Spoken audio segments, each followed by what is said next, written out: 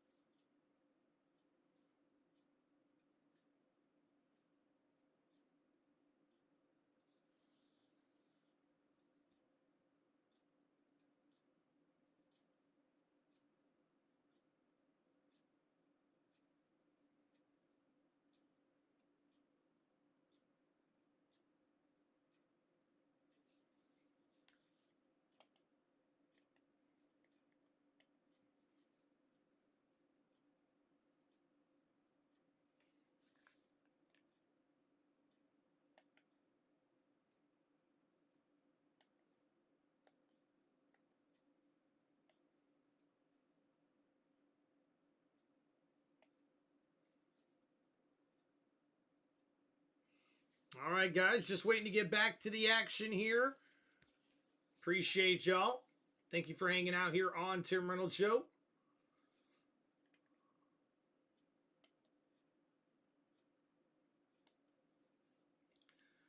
Okay, well, so much for that.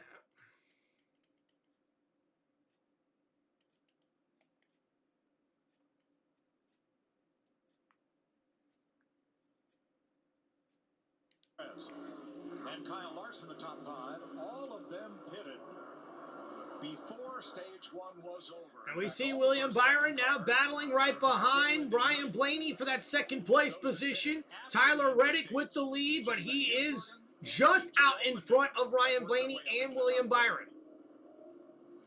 Well, I can tell you, the one that I like the most, that I think was the biggest benefactor, is right here, Daniel Suarez in a 7 car, running 4th and running good lap times. He was 22nd before the stage end. Wow. And how about that, guys? He started 23rd, went all the way back to 31st at the end of stage number 1, but currently is 4th with that tire and pit strategy that Spire Motorsports had in that number 7 Chevrolet. So a great move from Daniel Suarez and his racing team. And how about Kyle Larson, another one of those teams that pitted early before the end of stage number 1, and it's paying off here with early track position. He started 15th, end of stage number 1, finished 21st, and now he's currently 5th. He does run the cool short as well as a helmet hose, so he does have air to his helmet. But Kevin and Clay, you know as well as I do, if that shirt's not working, it's going to be hot. They got a plan to give them ice packs on each pit stop. Yeah, it is not fun because the first hot race of the year, Clint, is always gets to you more than any other race throughout the year because you're just not used to it yet.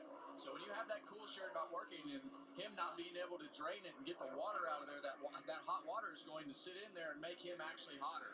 So tough situation for Kyle Larson on a warm day. This is the guy that I want to talk about.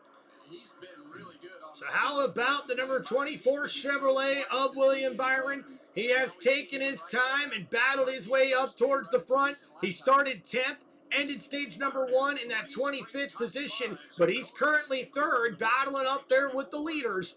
And Ryan Blaney's also battling, man. He's led some laps here today, and now he's right behind that number 45 Toyota of Tyler Reddick, who's back out in front.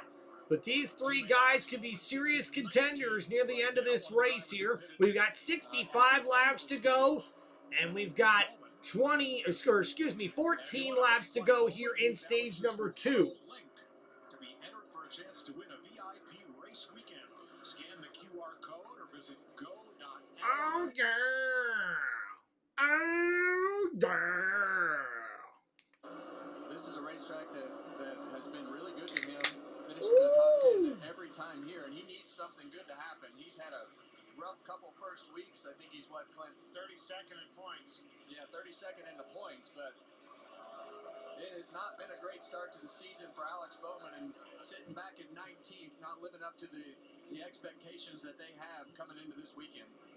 Of the drivers that pitted at the end of the stage, he is 8th of those, led by Van Gisbergen. So Alex Bowman struggling here after finishing inside the top 10 after stage number 1. He pitted, and it has not really helped improve his position since the restart. At the end of the stage, team was very quiet on the radio. And heck yeah, I love that sound too there, Ghost. Cracking open a cold one. Keselowski walked to driver introductions with a cane and a noticeable limp from that broken femur from a ski trip accident. His car was on pit road the longest at the end of stage 1. They made adjustments to the right front and the left front of his number 6 Ford. But Brad was able to stay on the lead lap under caution, caught up with the field, and continues. Said Joey Hand is standing by, but Brad says his goal is to run the whole race today. Yeah, and I think at that point it's just I think it's just a pride thing and a message to your team. Hey, I'm in here to dig as hard as I can. These are obviously not strengths of Brad's in this Gen 7 car and the things that happen on the road course. But you see Joey Hand right there works with a lot of these Ford guys. Jamie?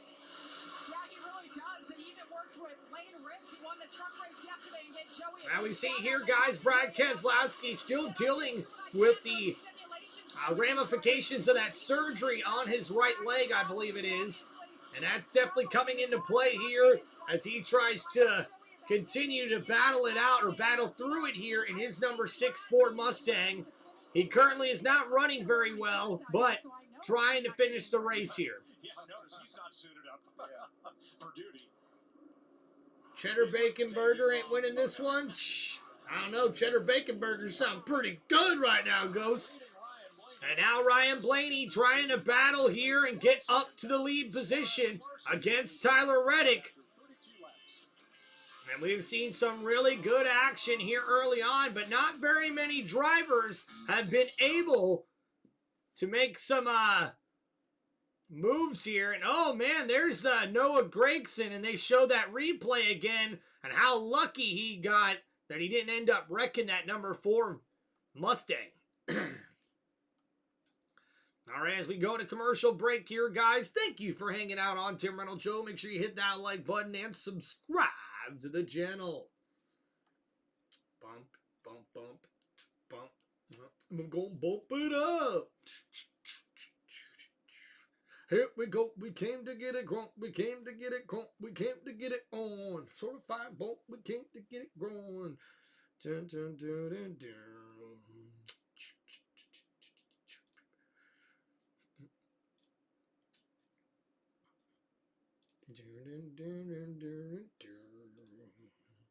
Thank you guys for hanging out. Make sure you please hit that like button and subscribe to Tim Reynolds Show. If you guys have any racing questions or sports questions in general, you guys can hit me up with those super chats here on the live stream. We're on commercial break here as we're waiting to get back to the Circuit of America's road course race here in the NASCAR Cup Series. And oh man, looks like we've got some guys locking up the brakes already. And how about that, guys? Connor Zilisch, as he continues to try to battle after, unfortunately, that last restart to start stage number 2. Connor Zilisch got a little bit too loose there. And we'll see where the number 88 has ended up after a bad way to start that last stage there.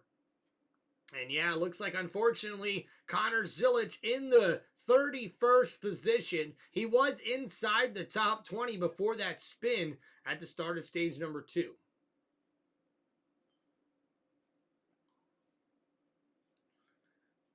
All right, love the race tracker.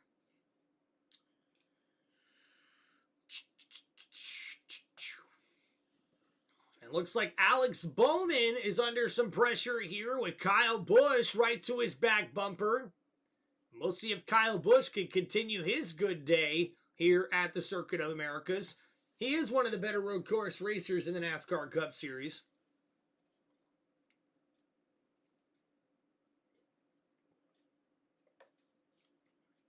Take a truck, sprint down the track, and get ready for a fight.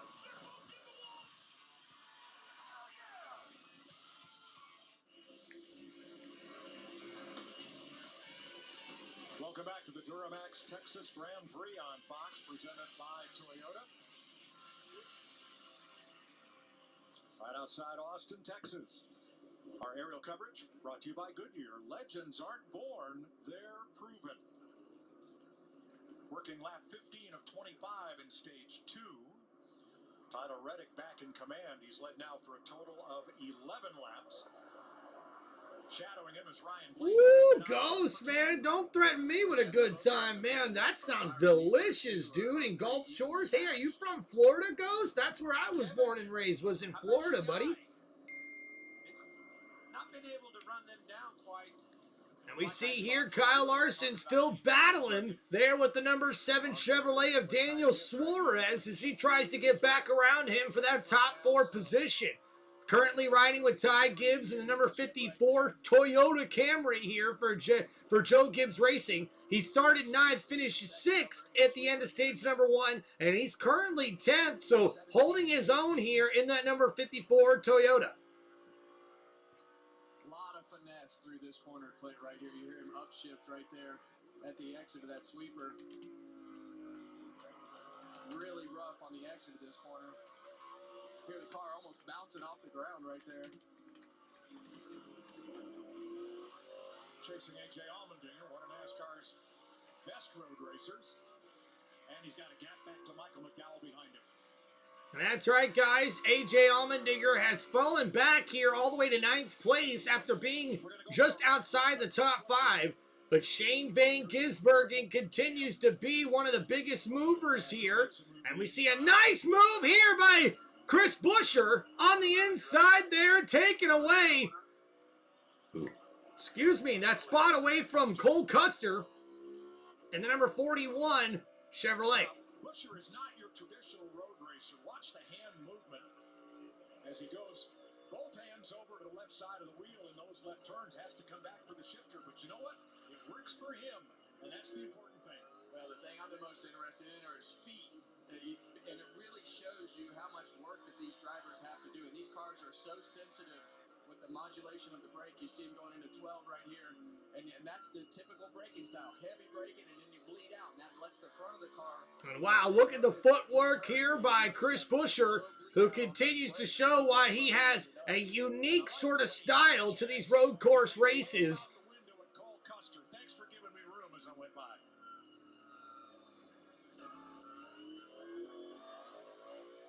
And oh man, looks like that number 17's also got a little bit of dents there in the front bumper, as you know, man.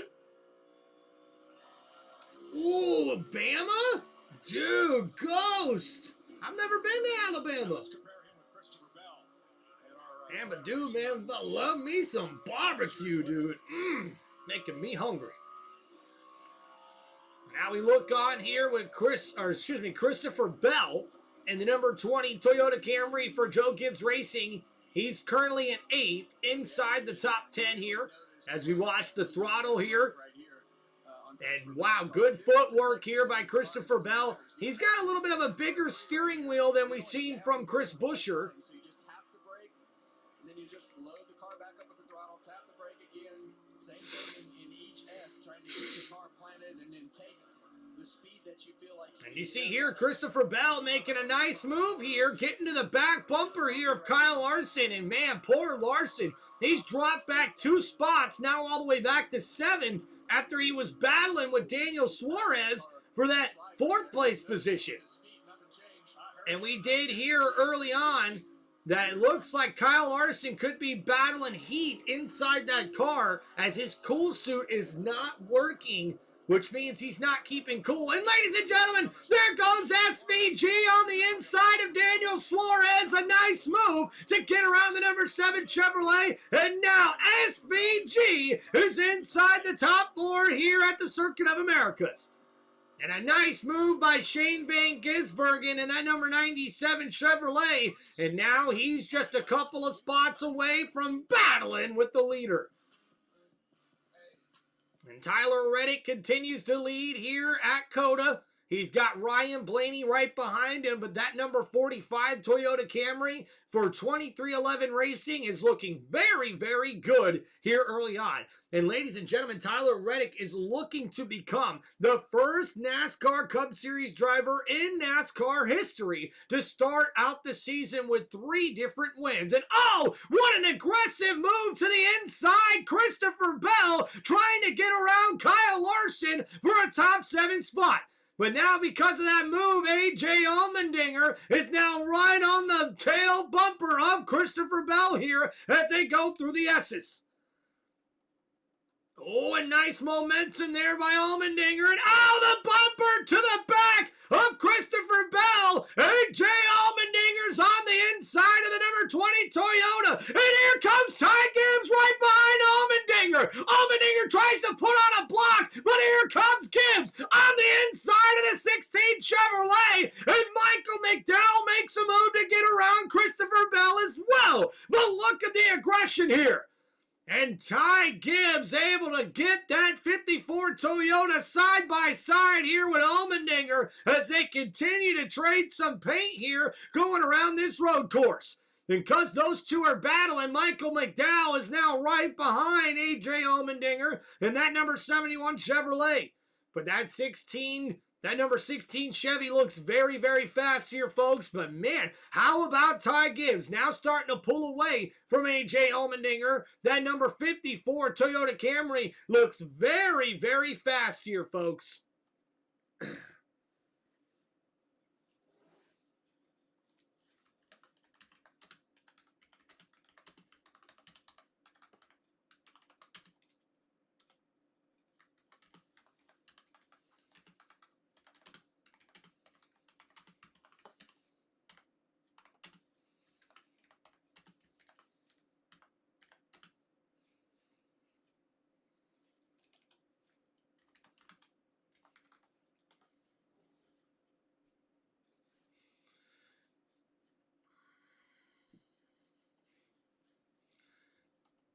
What's up, Ghost? He says, oh, man, I know I'm going to butcher this, but is it butcher? I mean, maybe not, but brochure's no joke. All you can eat shrimp, mud bugs, grouper, mussels, oysters, and fried amberjack. Bites, grouper bites, tigerfish. Wow. Let me know when, man. All right, back to beer. Heck yeah, Ghostly, dude. That's awesome, man. Love me some seafood. All right, and here we go. Tyler Reddick still holding on to the lead here in this one. Seconds back of the lead there. Shane Van Gisbergen 7.2 and closing. And oh boy, that's right. SVG starting to close in on the top three here. And this is a very good effort here early on from SVG as we approach the halfway point here of this race at the Circuit of Americas. But he just doesn't slow down from what his set pace is. And that's what you've been telling me about him all along. He just manages those tires. And you see the biggest mover since the restart on lap 25. Ty Gibbs with 12 plus positions. Shane Van Gisbergen here with 11 plus positions gained. Kyle Busch with 10 plus position gains in his number 8 Chevrolet as well, with Ryan Preece gaining 12 spots in his number 64 Mustang. After the end of the stage. Larry, what do we expect as we get toward the end of stage 2? Yeah, Mike, and that's getting close. Remember, stage 2 ends at lap 45, and if you go back to stage 1, we had a number of drivers that pitted with 3 to go, then we had some with 2 to go, like Ryan Blaney, who was leading. I honestly believe with what I'm seeing right now that if you're going to chase this race win, you're going to have to flip the stage. You're going to have to pit before it closes. Now, I will say the fly in the ointment could be a man we call SVG. He's got a good enough race car. He may could chase stage points. That last stage, we're going to go back racing with probably 46 laps to go. There will be at least one stop in that final stage. Okay, guys, so you heard it there from Larry McReynolds on the broadcast. These drivers will have to make at least 2 more pit stops to make it to the end of this race here. So, just depends on when they start making these pits here. We've got 5 laps left here in stage number 2 and 56 laps overall to go here in this race. Stage 1, but he's only worked his way back up to 15th in stage 2. Yeah, Mike, and completely opposite from what's going on with his teammate Shane Van Gisbergen. He has struggled mightily this run. Once he got back in traffic, he's too tight. He's sliding the fronts, no rear grip. Everything has gone wrong for this one car as they got back in that traffic. Wow. Chris Buescher right behind him. 15th and 16th. So battling there, the number 1 of Ross Chastain, who was up in the lead at the end of stage number 1. And as we approach the end of stage number 2, he's barely inside the top 15 as that number 1 Chevrolet is struggling with traffic around him as we approach the end of stage number 2. And now we see a battle here with Chase Briscoe right behind Daniel Suarez as they approach the S's here. Briscoe looking to crack back inside that top 5 and get around the number 7 Chevrolet. But oh, here comes Ty Gibbs on the inside of his teammate. And Ty Gibbs with the aggressive pass there. And he's right there side by side with Chase Briscoe. And oh my goodness, that number 54 Toyota is looking very fast here, folks. And he's on the inside of the 19. And Chase Briscoe will have to yield that position as Gibbs has got a good spot here. And How about this, man? Ty Gibbs could be a serious contender here at COTA as we see the number 19 get a little loose there. And because of that, now A.J. Allmendinger is going to pounce and be right there side by side with Chase Briscoe trying to battle and take away that 7th place position. And Ty Gibbs able to get around Briscoe. He's now in 6th place in that number 54 Toyota Camry. And a nice move. A.J. Allmendinger now cracks inside the top 7. They're passing Chase Briscoe and that number 19 Toyota. See that front bumper, Chase Briscoe right on the back of A.J. Allmendinger's car right there. But A.J., he was like, I gotta make this pass right now and finish it. So there we go. All right. Chris Now Buescher is on pit road. So is Alex Bowman.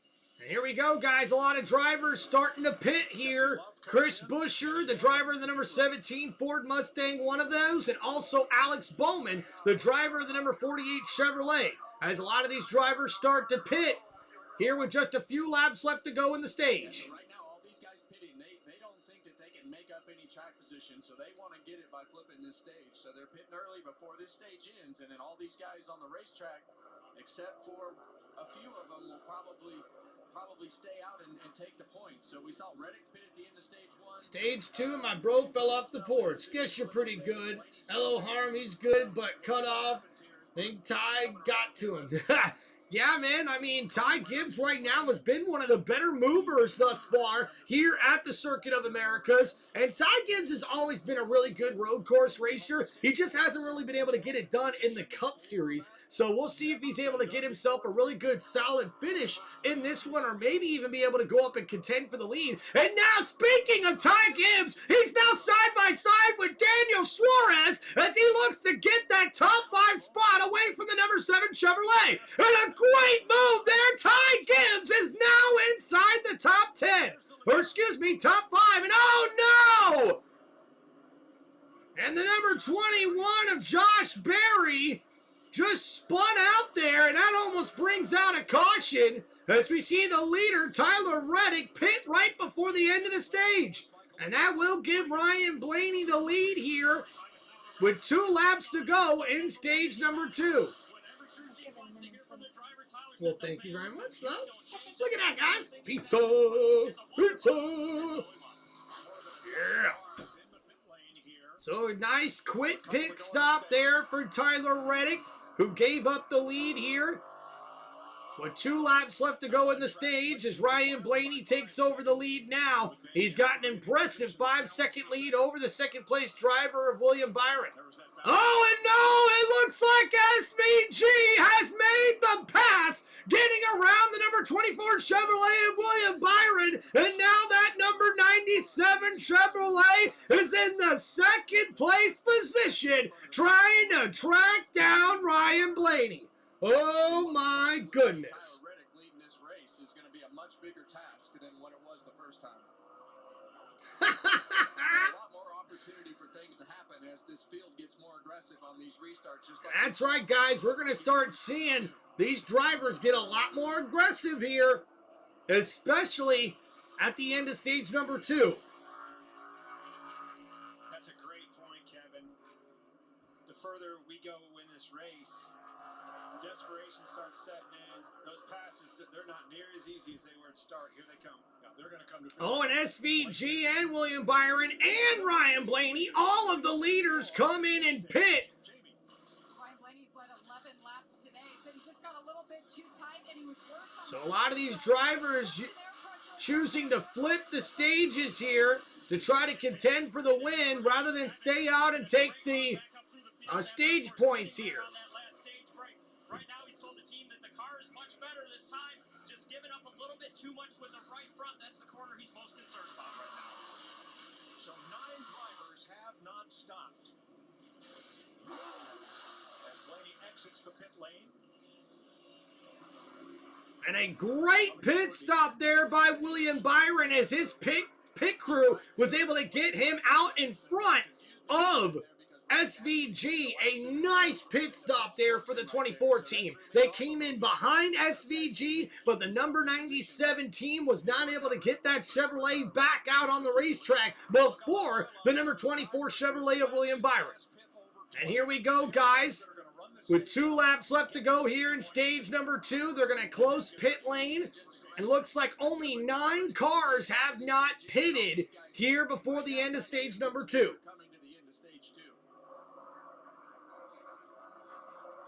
he's one of the drivers that started the day in a big hole in the point standings. 100 or more points behind the leader. Absolutely, 33rd, as a matter of fact. So Ty Gibbs with an impressive run here in Austin, the Circuit of Americas. And Ty's always been a good road course racer. He just hasn't been able to put it all together here in the Cup Series. But now going down the front stretch with 1 lap to go here in stage number 2, Ty Gibbs is going to look to get these stage points and get the stage victory here on the final lap of stage number 2.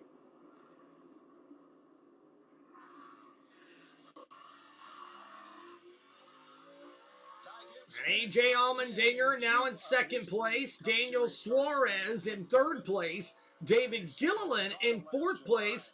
And how about that? Tyler Reddick able to stay out on the track and still end up in the top 5 after pitting just before the end of that stage. But they didn't panic, came out, had a great qualifying effort in the top 10. They changed a lot of things on this race car, and it's been good for him today. Hasn't said a whole lot, but this right here was exactly part of the plan. Maximize points today and get out of this hole. That's right. Final lap of stage 2. Gibbs 3 seconds up on Allmendinger. Suarez and Todd Gilliland overcoming that pit stop miscue earlier at lap 17. Larry, one of the biggest what-ifs here that I'm trying to figure out is what Suarez did. They gained all that track position that last time, got established with the leaders, but they didn't pit right there with the leaders. Well, we know a lot can happen in that final stage, Clint. We had 24 drivers that flipped this stage. I do not think you can come back even in that 50-lap stage and win this thing by staying out. Yeah, right now they're in position to collect 8 stage points, but I think they've taken themselves out of the position to win this race. Ooh. So Larry McReynolds talking about Suarez, who's going to finish here 3rd place at the end of stage number 2. But this could be a bad pit strategy here as Ty Gibbs wins stage number 2 here in the number 54 Toyota Camry for Joe Gibbs Racing. AJ Allmendinger finishes 2nd in his number 16 Chevrolet. Daniel Suarez in the number 7 Chevrolet finishes 3rd to round out the top 3 here at the Circuit of Americas. Credit One Bank. Honey, look under your plate. And look right here. Oh. No, I got another one. Thank you. Needed a napkin for my pizza. All right, guys, and at the end of stage number 2, let's go ahead and see how they finished here inside the top 10. Thank you, everybody. Buddha, what's going on, man? Wish you could use a pit maneuver, right? Right, Ghost? Man, Ghost is funny in the chat today here, guys. All right. So we just talked about the top 3. You guys see it right there. Now let's go to 4th place here. Todd Gilliland with a nice finish here at the end of stage number 2. And his number 34 Ford Mustang finishing 4th place there.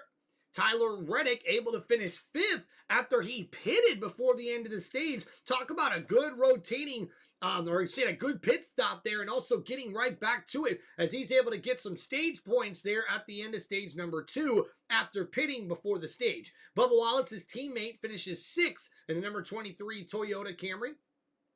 Ryan Blaney, who also pitted right before the end of stage number 2 there, ends up finishing 7th here. He's led 11 laps here thus far. Tyler Reddick has led 18 as well. And a good turnaround there after that pit stop just before the end of stage number 2. Ryan Blaney in that number 12 Ford Mustang for Penske Racing able to finish 7th here and get some more stage points at the end of stage number 2.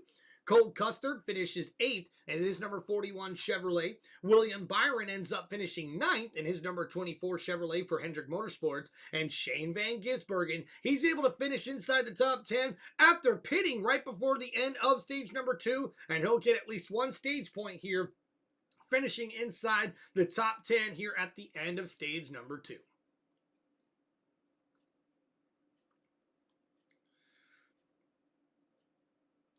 right, so there we go. Now that that's all taken care of, thank you guys for hanging out here on Tim Reynolds Show. Don't forget to please hit that like button and subscribe to the channel.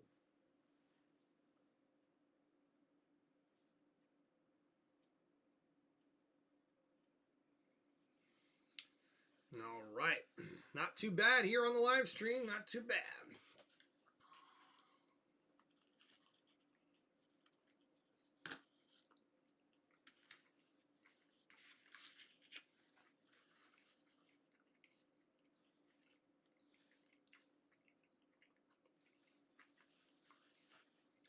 Into the stage and got stage points. Reddick in 5th, Blaney in 7th, Byron in 9th, and Van Gisbergen in 10th. So you flip the stage and still got stage points. That tells you when your day's going really good, you're able to do both of those things. Brian Priest having cool shirt issues. One of a couple of drivers. As things are pretty hot. What are we, mid-80s today? And not a cloud in the sky in Austin, Texas. There is Priest and his Ford Racing Cam. And this is not the day you want that cool shirt to go out. I can't stress that enough because it is a full load of work, but it's hot. And the road courses just create more heat than the ovals. So wrong day for a cool suit to be bad. He is running 23rd. So it looks like Kyle Larson's not the only driver dealing with some cool suit issues with how hot it is outside and how hot it is on the track. Now it's starting to become a big issue for some of these drivers. Kyle Larson, the driver of the number 5 Chevrolet for Hendrick Motorsports, was the first one to report something was going on as his cool suit is not working, which means all that water that's supposed to be keeping him cool is not working, so that's steadily getting hot as well. So not only is he already hot because of how hot it is inside the car, he's also a little extra hot because the cool suit is not working. And we're also seeing the same thing from the driver of the number 60 Ford Mustang for RFK Racing, Ryan Priest, who was the winner to start the season this year, or I should say before the season starts. Well, the driver of the number 60 unfortunately is having cool suit issues as well, as it looks like that heat is playing a big part here and is a big factor in this race here for the NASCAR Cup Series drivers. Now, with the road courses, it's a lot more, I should say, heat in the car and a lot more effort for these drivers, and because of all the extra movement and stuff, you don't get the same sort of breeze and airflow that you would to be able to help you cool down when you are looking at these drivers trying to keep cool in these big old NASCAR Cup Series cars.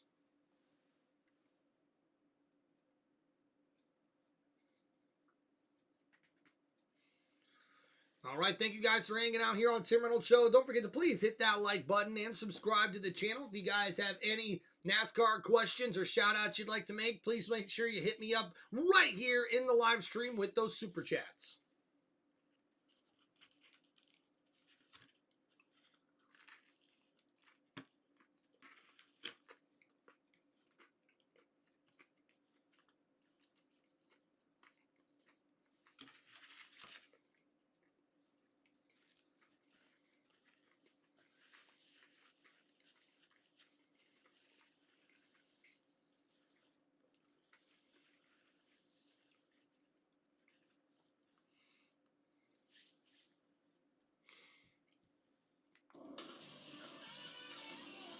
Welcome back to Circuit of the Americas. This beautiful road course at Austin, Texas, designed for Formula One, adapted for NASCAR. Great place to come see a race. Where Alex Bowman stopped by the Ally activation here to play some games, load up on some Bowman bucks, and access the Ally Vault exclusive to customers. You want to bank like Bowman? Be entered for a chance to win a VIP race weekend? Visit go.ally/Alex Bowman.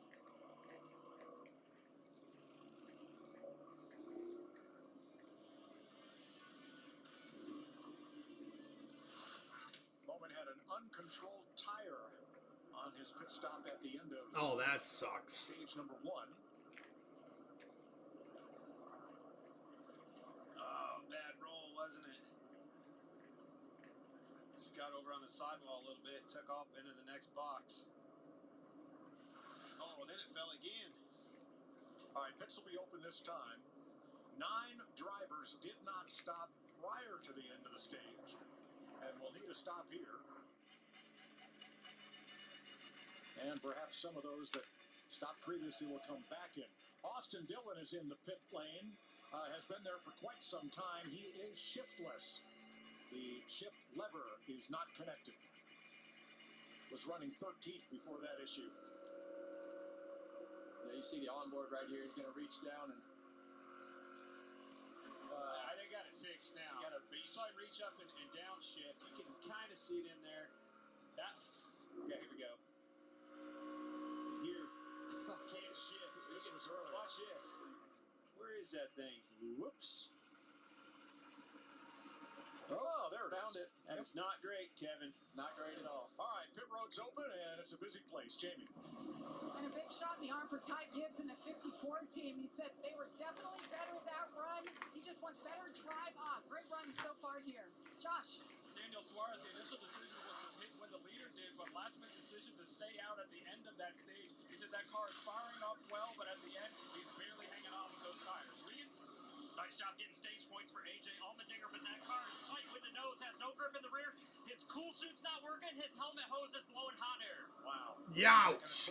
So AJ Allmendinger, after his pit stop, we find out he's also dealing with cold suit issues, and his helmet vent is only blowing hot air. That's gotta suck. Bubba Wallace pulls out in this narrow pit lane.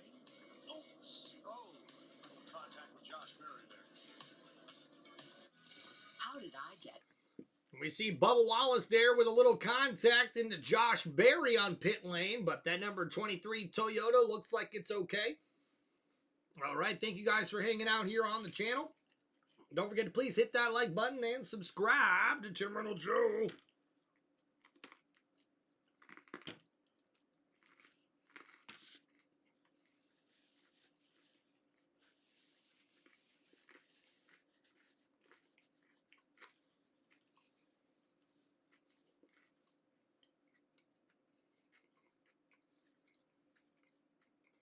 I don't normally eat on live stream, but when I do, I prefer pizza. Pizza.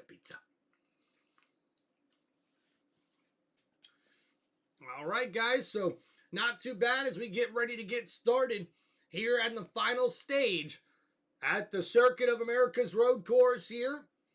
A very unique road course as well.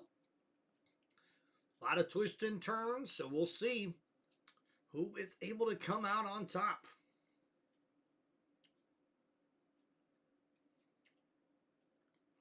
Uh-oh, Ghost says, I'm cool as hell eating on the break. I think I passed the damn river. Uh-oh. Come on, you got to know where you're going there, Ghost. You got to know where you're going. All right. We're waiting to get back to the action here, folks. Appreciate all the love. Appreciate everybody hanging out here on the channel. All right. Cheers to you guys, man. We're waiting to get back from commercial break here. We just seen all the remaining drivers that did not pit before the end of stage number 2 get in to do their pit stops, get some gas. Now, all of these drivers, if we stay green throughout the rest of this race, expect that all of these drivers will have to pit at least one more time. So if we see a caution here, now you see the caution's not going to make a difference if it happens within the first few laps of we starting this last stage, because I think the fuel window is in like 40-something laps, 48 laps, something like that. And we've got 55 laps here to go by the time we get back started. Actually, no, we'll be within the, we'll be almost within the fuel tank window here in this one. So yeah, all these drivers will still have to make one more pit stop here before we get to the end of this one.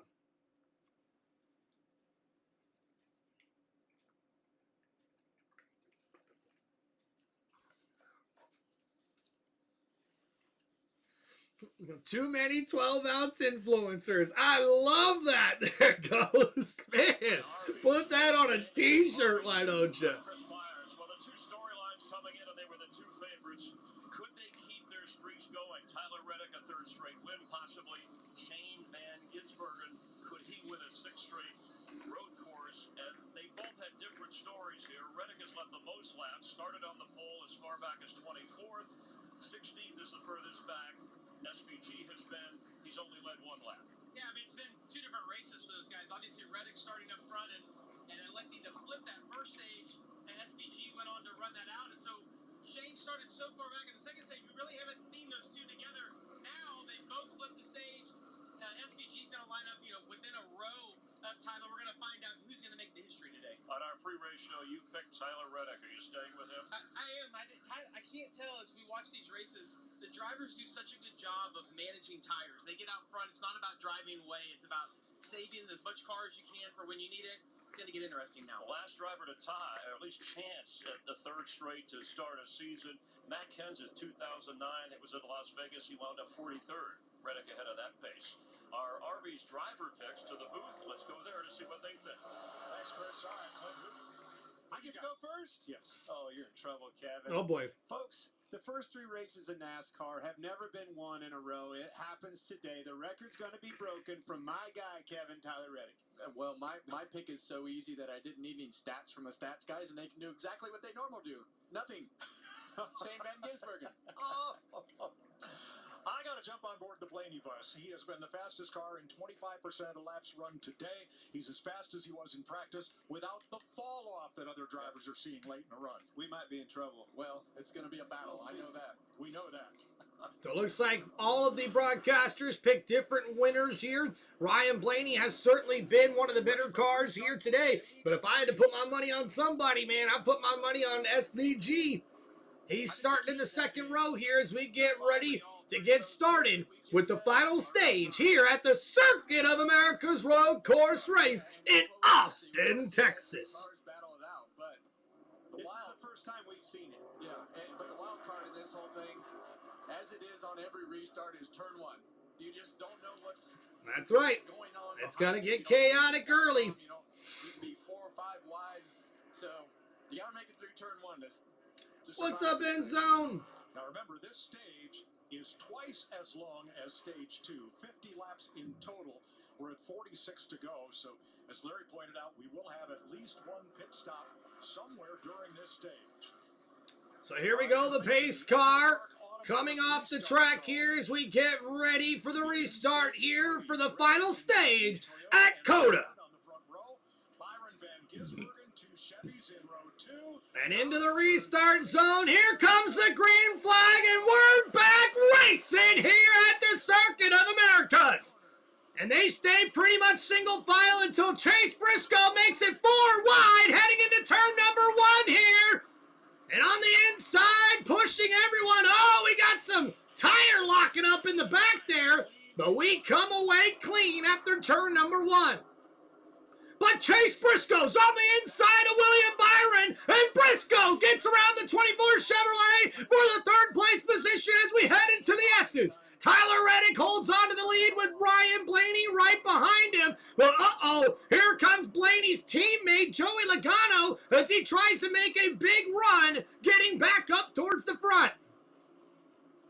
And here we see here Chase Briscoe takes over that third place position. SVG trying to crawl back up near the front as he battles for that 5th place spot there with William Byron. And right behind them, we've got some contact. And going into the inside of Kyle Larson, that's Michael McDowell with a very aggressive move to get around the number 5 Chevrolet.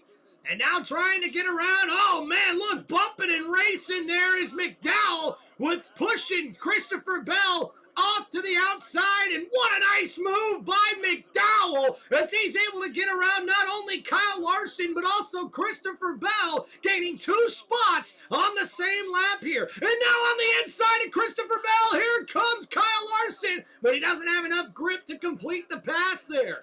But excellent racing here by Michael McDowell as he's in the 6th place position right behind SVG. And those top 4 are starting to pull away here. And we've got 44 laps to go here at the Circuit of Americas. And Michael McDowell dive bombing the inside of Shane Van Gisbergen. That could be enough for him to be able to get around the number 97. Guys, this is incredible. And oh no, we've got a car spinning out here. Can he get fired back up? It's the number 43 Toyota, and he does get fired back up. So Eric Jones, a tough day, gets worse there after that spin out. But Tyler Reddick out front here in the number 45 Toyota Camry for 2311 Racing. And Ryan Blaney taking his time. We do know that all of these drivers will have to pit at least once more before we get to the end of this race. Yeah, McDozer, come on, son. Heck yeah, I love that nickname for Michael McDowell, McDozer. Yeah, he ain't afraid to use that front bumper, man. That's one thing for sure that I've always liked about McDowell. That guy's able to be aggressive when he needs to be, and he's a good race car driver. So Blaney, he's looking pretty good here as he's inching closer and closer to the back bumper of the leader there. And I tell you what, that number 12 Ford Mustang looks smooth on this track here, guys. So coming down the front stretch here, Ryan Blaney with some good bite here.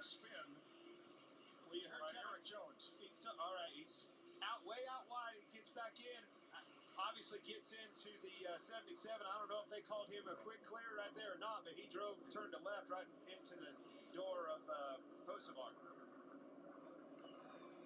A bad day there for Eric Jones, who got too far over into the number 77, who ends up spinning the number 43. So Tyler Reddick holding on to the lead, Ryan Blaney right behind him. I'm not blaming that one on Kosovar. Definitely hung a left. Eric Jones. You know, it's tough when you get that reputation and you know how hard it is to shake. I remember one race where Jimmy Spencer got blamed for a crash. Jimmy was already in the garage when it happened, but he did get blamed. Well, that's why I said that. This one, that wasn't his fault. So Ryan Blaney continues to battle here. He is right near that back bumper of the leader. And now William Byron trying to get to the back bumper of Chase Briscoe with Shane Van Gisbergen there in 5th place, trying to make his way up towards the leaders. 17 and 18 right here.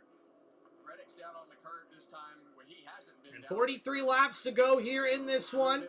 And Reddick with a very good run here early on, leading the most laps out of any drivers. But man, you gotta love the way Ryan Blaney looks here. As you see, Tyler Reddick has led 22 laps here. Ryan Blaney leaving 11. Briscoe has led 8 laps, and Ty Gibbs has led 5 laps here today. All right, now, instead of showing you a car commercial, we're going to stay right here for commercial-free racing from COTA as we go Toyota all out for the next few minutes. And here we go, ladies and gentlemen. Time for Toyota All Out. Reddick has led 23 laps today from the pole in trying to do what no driver's ever done in NASCAR history, win the first 3 races of a season. And when you have a chance to do something like that, win the first 3 races of the season, or 3 races in general, or whatever the motivation is for the momentum and the success that you've had, it is very motivating. And talking to Reddick in the pre-race today and just listening to his responses and the momentum that comes with the victories that he had is makes things a lot easier, Clint. The information is easier. You believe in things a lot easier. And when you have that momentum, you just have to ride that wave as far as you can. You know, honestly, you can't make a bad decision when you're on this wave. Well, I'm hearing his interview in sharp contrast to last year. What he sounded was happy. Yeah. Yeah. Well, why wouldn't he be? He had a lot of stuff going on in his personal life that he had to deal with. And, had the lawsuit with 2311 and everything that they were dealing with, not being in the victory lane and getting a fresh start.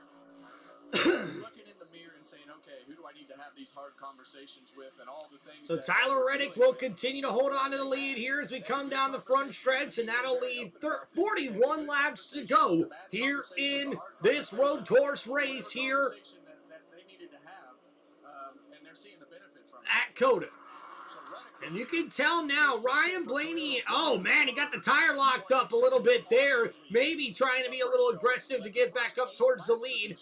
But a lot of these drivers, I think, have sort of backed off just a little bit to help with that tire wear, because the longer they can be able to run here on this last stage, the later they can make that pit stop. Yesterday in St. Petersburg, driving a Toyota Tundra TRD Pro. Here's more on the preparation for his return to street circuit racing. After more than a decade away from NASCAR, one phone call to legend Jimmy Johnson led to a return to racing for three-time Indianapolis 500 winner Dario Franchitti in St. Petersburg. Thanks to a collaboration between Legacy Motor Club and Tricon Garage, Franchitti visited the Toyota Performance Center and tested the Toyota Tundra TRD Pro before returning to the street circuit. For more on Franchitti's return to NASCAR, visit Toyota Racing. Okay. And now we see Ryan Blaney right there behind Tyler Reddick as he continues to try to battle for the lead here. Not bad, and right now we've got a battle for the lead. Ryan Blaney was all the way underneath the 45 of Tyler Reddick through the stadium section there. Reddick fending him off, but I'm with you, Clint. I think if that 12 car gets around this 45, he's going to drive off. And as you say that, Reddick just turned the fastest lap of the race, the last lap. And how about that, guys? Ryan Blaney putting the pressure on Tyler Reddick here. And now with 40 laps to go, Reddick just hit the fastest lap of the race with Ryan Blaney right there, right behind him. So with Blaney putting the pressure on him there in that number 12 Ford Mustang, that number 45 Toyota is getting faster and faster with Tyler Reddick able to hold on to that lead, but just barely. But right behind them as well, guys, inside the top 7. Man, there's a lot of people really stepping on the gas here in this one with laps almost as fast as the leaders. Oh, and some wheel hop there from Tyler Reddick, but he's still able to get all 4 tires back down on the racetrack. And Ryan Blaney, you can see, really working that steering wheel hard here, trying to get up towards the lead here. The other thing is, the sun's starting to head down. Should be on the backside of the high temperatures, but... And a nice move there, as we see a very smooth run here by Tyler Reddick, but Blaney closing the gap here in those turns. To get the most out of it. So these drivers are in a spot at this point in the race where they know all the things that they need to do to get the most out of the car. Ty Gibbs at the back of that pack trying to move back up through after winning the stage, stopping after the end of it. He's one of the 2 biggest movers. And that's right here, guys. Ty Gibbs, one of the biggest movers since we restarted here in this race. After he won stage number 2, he's now moved up 10 spots since lap number 51 and the restart here in the final stage. Connor Zilic in the number 88 Chevrolet also moving up 10 spots here, looking for a good finish after that spin out. He's now just outside the top 10. He's had to come from the back, qualified back there, got spun out. We thought he was out to lunch and not going anywhere, but now he's sitting there in 11th spot. And here we go. Connor Zilic making his way back here after that unnecessary spin out to start stage number 2. And he's battling right behind Austin Cindric here, trying to crack inside that top 10 here at COTA. The number 88 Chevrolet looks very, very fast here at the Circuit of Americas. And putting the pressure on here on Austin Cindric.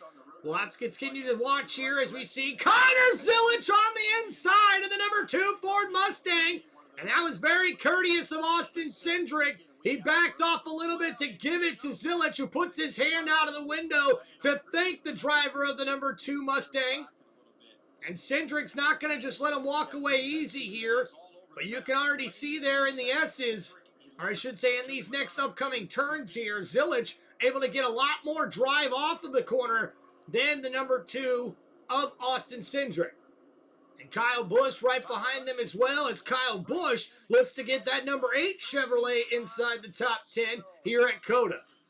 And how about Ryan Blaney still right there near the back bumper of the leader And it's only a matter of time before we start seeing this number 12 Ford Mustang be able to get side by side and contend with that number 45 Toyota of Tyler Reddick. But ladies and gentlemen, Reddick has led the most laps thus far here in this one with 38 laps to go. Does Tyler Reddick have the chance and have something left in the tank here to be able to win 3 straight races to start the NASCAR season? That has never been done in the history of NASCAR Cup Series racing. So that would be a historic moment there for the number 45 Toyota racing team for 2311 Racing. But guys, we're also seeing Shane Van Gisbergen chasing history here as well in the NASCAR Cup Series. If he is able to somehow get the win here today, that would be 6 straight road course wins, and that would tie Jeff Gordon for the most straight road course wins in a row in NASCAR Cup Series history. So as we continue to see these cars battle here, what has been a tremendous start to this race. And now we see here Joey Logano slowly but surely trying to make his way up towards the top here. And man, some contact coming there from what looks like number 10. I think that's Ty Dillon. And he gets around the number 22 Ford Mustang of Joey Logano.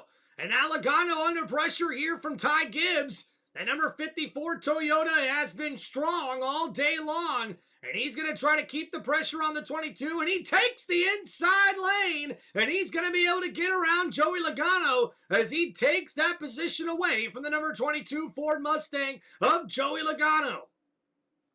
And great driving there for Ty Gibbs, who's trying to make his way back up towards the front. Now remember, guys, this race is far from over. We've still got one pit stop to be made by all of these racing teams unless we have a caution coming out here shortly. But we'll wait to see what happens.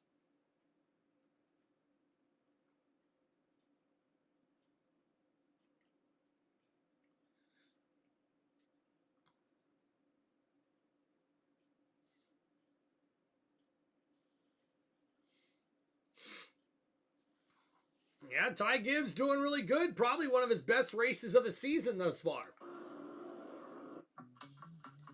Oh, look at that. They fooled me. They tricked me.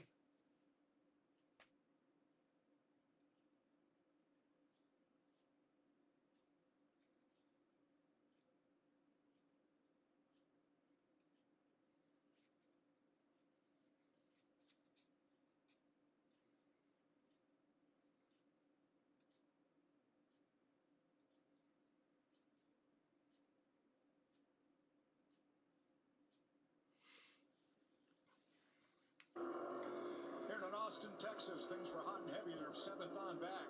Chastain, Zilich, Larson, Bell. Yeah, we're seeing 7 on back. A big battle here as Connor Zilich has worked his way all the way up inside the top 10.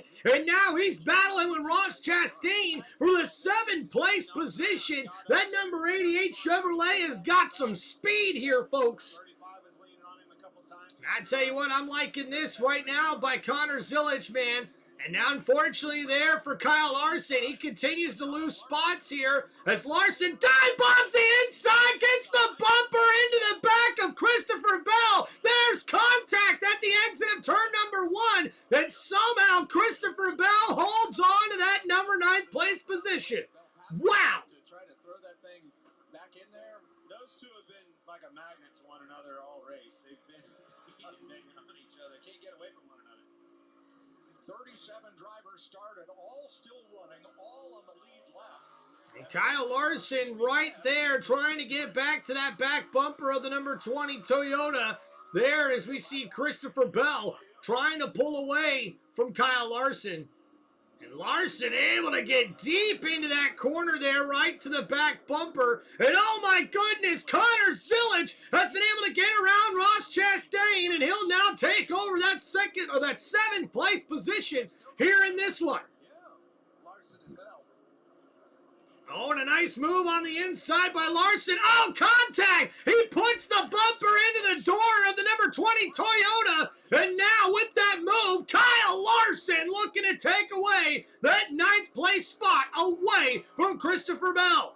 And now Bell better watch his back because here comes Kyle Busch right on the bumper of the number 20 Toyota. And man, Christopher Bell drove that into the corner deep. He's now side by side with Larson. And what a battle here as we come down the front stretch. Christopher Bell just took the spot back from Kyle Larson. Wow! An aggressive racing here right outside the top 10. And will Kyle Larson try to dive bomb the inside? He will.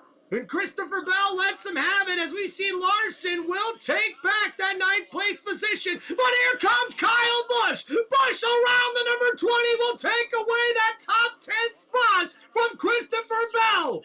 And a nice run here by the number 8 Chevrolet as Kyle Busch has worked his way all the way up inside the top 10.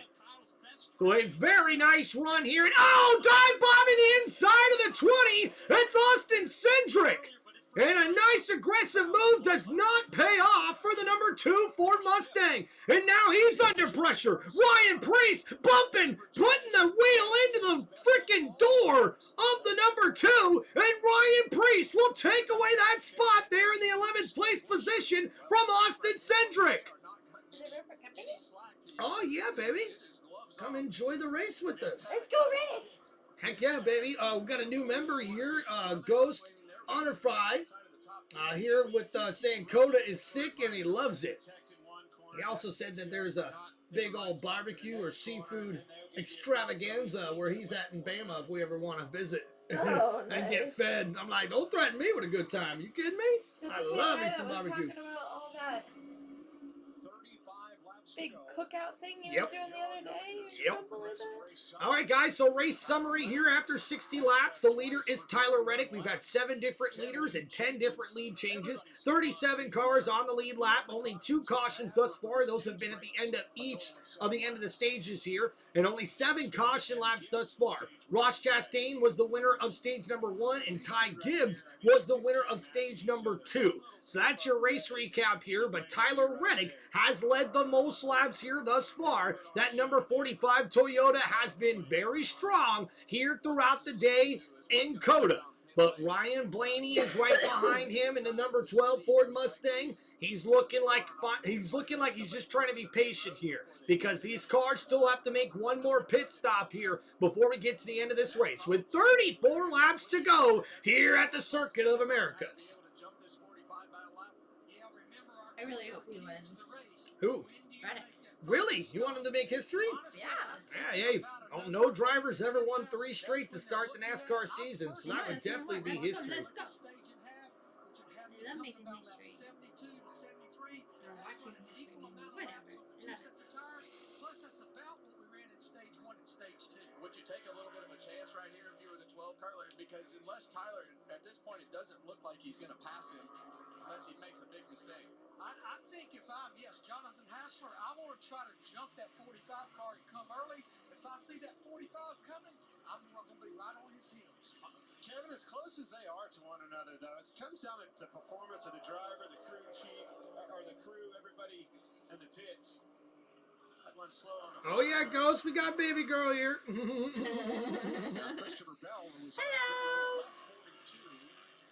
So they're talking about pit strategy now with 33 laps to go. All of these cars will still need to pit one time. And there we go. One of the first cars in pit lane is the number 20 Toyota of Christopher Bell. And we'll see him get 4 Goodyear tires, sticker tires replaced with some fuel. And we'll see Christopher Bell, the first of these drivers to start pitting here on these green flag pit stops. And now with that pit stop, Christopher Bell will now be able to make it to the end of this race. Uh-oh. Ghost says, sorry, babe. Reddick's going to fail. Oh, no. Sometimes that's what you want to do. All right, you can root for the Toyota, okay? You can do that all you want. I like Toyotas. I'm rooting for the Chevy. I like Toyota, Chevy, and Ford. Yeah, I know, but Chevy all day, okay? Uh-oh! That's the car that I said was slow on the front straightaway. And ladies and gentlemen, there's a problem here with the number 19 Toyota of Chase Briscoe, and he's very loose. I'm not sure what's happening here. One of those things that goes out to the hub from the center of the transaxle that's broke. Aw, thanks. Oh, thank you, Ghost. Appreciate that.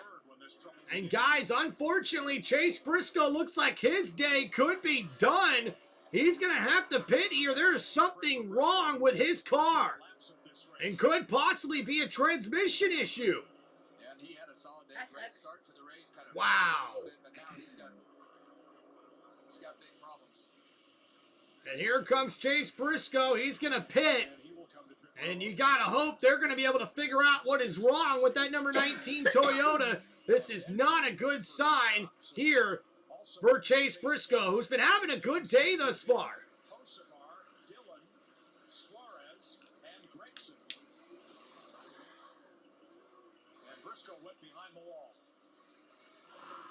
What's up, Dolomite? Heck yeah, man. Don't forget to sign up for memberships if you're interested, brother. All right, so a lot of drivers starting to pit now.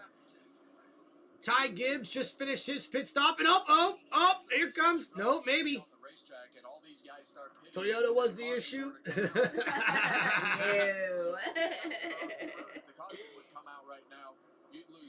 Toyota's a good car. Look at that, Chase Elliott with a great 9-second pit stop there. That's fast. 2, 3, 4, 5 laps, however many laps they decide to stay out longer, they're just going to have fresher tires. Well, kind of a bad plan, though, is hoping for somebody else's misfortune to make your day. Hope is never a good strategy, Mike. Right. And caution flags are rare here, because usually if somebody spins, there's enough time for them to get going again before the field comes around. All right, so going down the front stretch here, this will give us 31 laps to go here at the Circuit of Americas. A very good race thus far. Tyler Reddick has dominated for the most part, with Ryan Blaney right behind him here, lap after lap here in this final stage. I wonder if we'll be able to see Ryan Blaney get in front here. And the guy's got to do a good job getting in 4 tires on. Kyle Busch is in, Chris Busch, Reddick's Joey gonna Logano win. on pit road. All green flag pit stop. Oh, you sound like Cartman right now.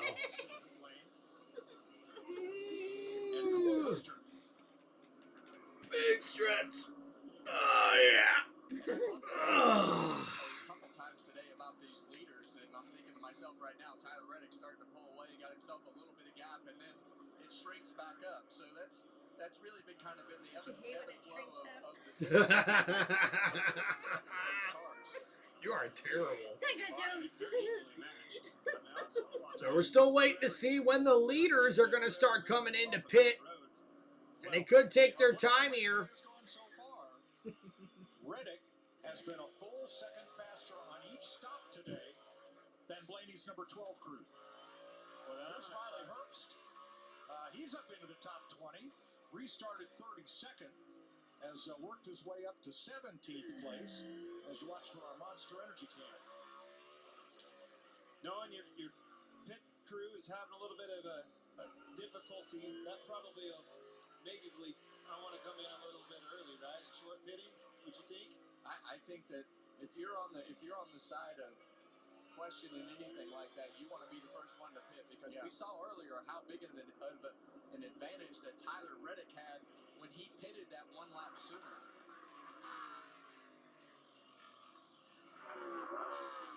So good point made there by the broadcasting crew that one of these teams need to be able to try to pit 1 lap before the other to get an advantage. Mike, you see the 5-car Kyle Larson pitting from just inside the top 10 right now. The main thing to look for on this stop is they go over the wall. Watch at the driver's side door. They're going to hand him ice packs, water bottles, as well as energy gummies. He's asking for as much help as he can get in that car. Keep in mind, that cool suit has not been working for him.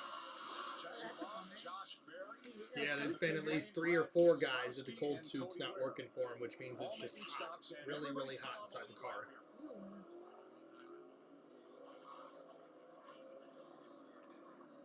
So here, Tyler Reddick still with the lead here. Ryan Blaney still in second, right behind him. We've got 30 laps to go here, and you got to imagine, I think this will probably be the lap we'll see these leaders come and pit here. Not trying to run too many laps on that last set of tires. 30 laps to go. You do not want to caution right now if you're those guys. Tyler Reddick, Ryan Blaney. And you know that the crew chiefs have been working overtime, figuring strategy with the team engineers what to do.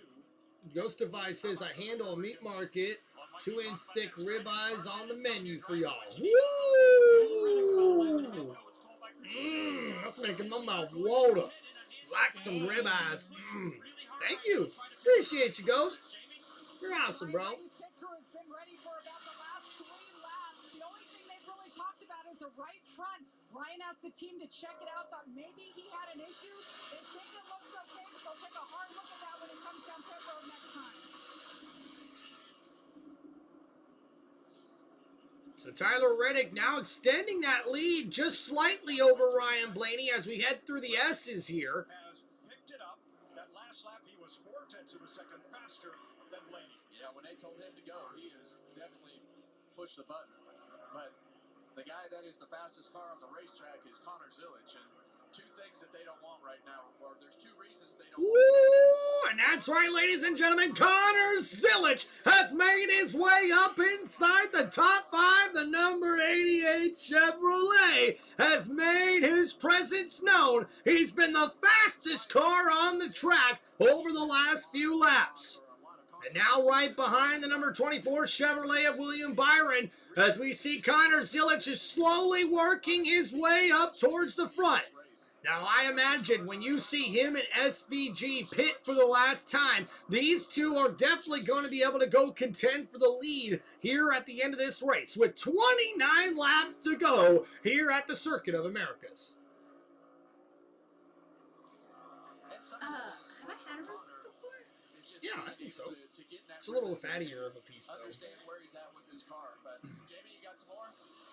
Yeah, Connor Zilic, just his 6th career start in the Cup Series, working with a brand new crew chief this year. They're still trying to get to know each other, trying to understand when he says he's tight, what does that mean? How tight is he? Or on the flip side. But today he has had his work cut out for him, started 25th. You guys mentioned his issues earlier, going around, flat spotting the tires, having to drive through the pack again. But his car is good, and this kid is focused, not saying anything on the radio. Well, Randall Burnett, longtime crew chief. Probably good to have that calming influence on a young driver. Love the sound of them NASCAR stock cars. The only driver eligible. Hope you all take advantage, says Ghost. I enjoy the channel. Well, thank you, Ghost. I appreciate that, man. If we are ever in the Bama area, we will make sure to hit you up. With all the hype and all the build-up and not having great finishes in the first 2 races, the expectation coming here was... Heck yeah, what's going on there, Keith? Now, he's had problems today. Hey, Keith. New side-by-side screen. Yeah, we're trying to make it cool.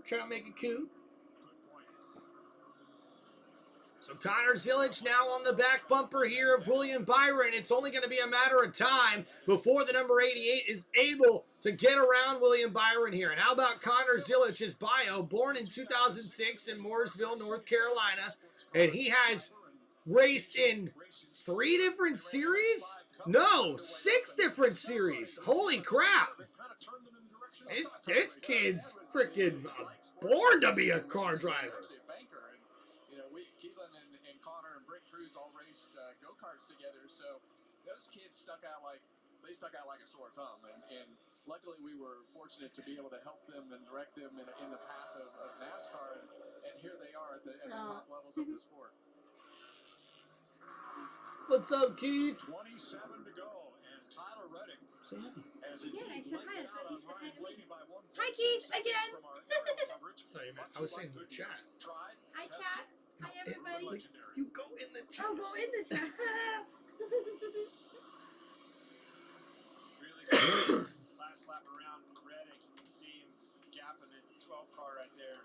All right, now you're the 12, and you're falling back from the race leaders. Does that change when you might want to make this pit stop? Does me. I think you definitely want to pit before him, but is it 1 lap? Is it 2 laps? If you get the track position, that's going to be your only chance to beat him, because if you wait and don't get it at the beginning of the run, you're not going to be able to beat him on the long run. I think this last lap by Reddick is the one that's going to it made the decision for me. Let's look for the 12 to see if he comes. So with 27 laps to go, debating on whether or not Ryan Blaney should come into pit here or wait. Oh, and they could be calling it here. Well, either way, all the pressure's getting ready to be on the pit crew. Don't make any mistakes. Don't speed. And here we go, Ryan Blaney and Tyler Reddick pit on the same lap. And now it's going to be up to that pit crew to help give Ryan Blaney more room, or I should say close that gap there with the leader. And clean into his pit lane here, 4 tires here for the number 12 Ford Mustang for Penske Racing. And we see Tyler Reddick near the end of this pit lane here. He'll have the first pit stall. Clean into his pit lane. He's going to get 4 new Goodyear tires.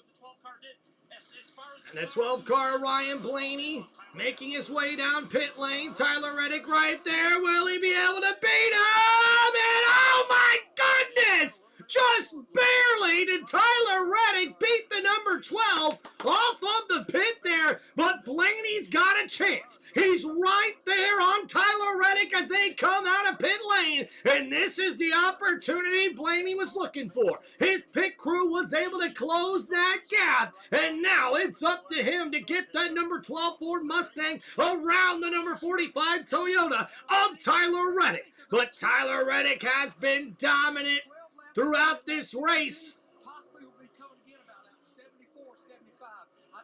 Come on, Reddick, get back to the top.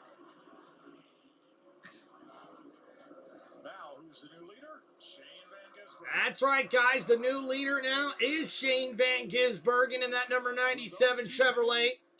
Between him and Connor Zillage, who's now in second, Shane Van Gisbergen has won 5 straight road courses. The all-time record is 6, set by Jeff Gordon.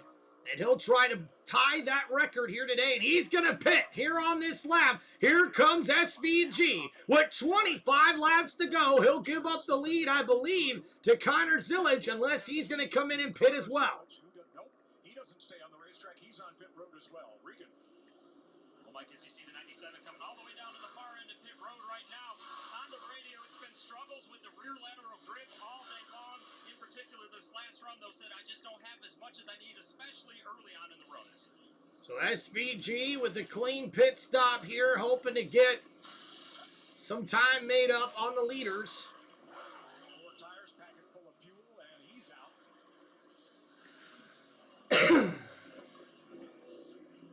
As the 45 and 12 go past, just about the time Van Gisbergen exits the pit lane. Yeah, and a lot of that is, SVG's just that far behind. So William Byron takes over the lead with Michael McDowell right behind the number 24 Chevrolet and his number 71 Chevrolet. So here are your leaders, William Byron and Michael McDowell. Somebody wants his dinner. With Ross Chastain, Why don't you go Austin do that? Cedric, Ben Reddick, Blaney, and Bell. Watching the race video. I know, baby, but feeding the kids is a little bit more important. Yeah, right here, SVG has to do all he can do to not let that 5 car get by him so he doesn't have to waste time in dirty air and trying to get back by Kyle Larson. So the first 4 cars, as you see how long it's been since they were on pit, they're the ones that have not yet pitted in this. So Michael McDowell able to get around William Byron as he'll take over the lead here now in Austin. Maybe it's a beer? Ooh, be nice to have a beer.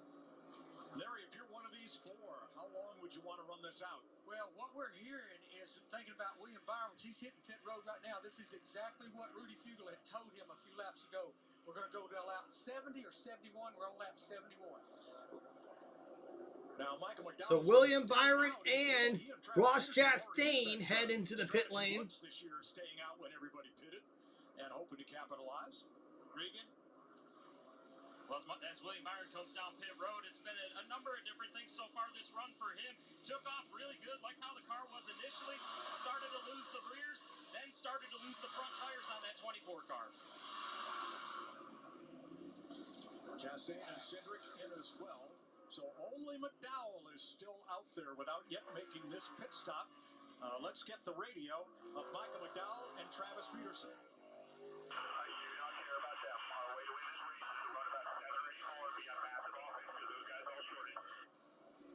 7 or 8 more. That's contrary, but Well, we know it almost won them the day. What? That's Travis Daytona. Peterson's what Yeah. that is. That is Gamble. Let's go. He is a gambler, and If that last caution had not come out of Daytona, when the Toyotas slowed down the whole pack for so long, McDowell might have made it to the finish without stopping at all, and just might have won the Daytona 500. He's not even on the screen. Fits and butts, Right there. ifs and buts for candy and nuts. We'd all have a Merry Christmas. Even with the Oh, he's in caution coming second. out, Oh, dang, whoa! one to go. Yep. Very good pit There stop. he was. Love a gamble. You're right there, Ghost. McDozer set him free. That's right. The number 71 Chevrolet, Michael McDowell, the driver, and his crew chief are trying to stretch the gas mileage of this number 71 Chevrolet and extend that lead that he has on Tyler Reddick here before he ends up making the pit stop. 3 seconds slower than Tyler Reddick right now. All right, 26 of 50 laps complete, 24 to go. 3 seconds, 24 laps. Well, you're going to have to come in and get tires and fuel at some point, so it's not going to hurt you for that long, but it's probably their only shot to win this race. yeah, and maybe that hope is if you get 10 or 15 laps in and caution comes out and some of these guys come to pit road and you can be at the front of that group that pits. So you never know what's going to happen at the end of these races.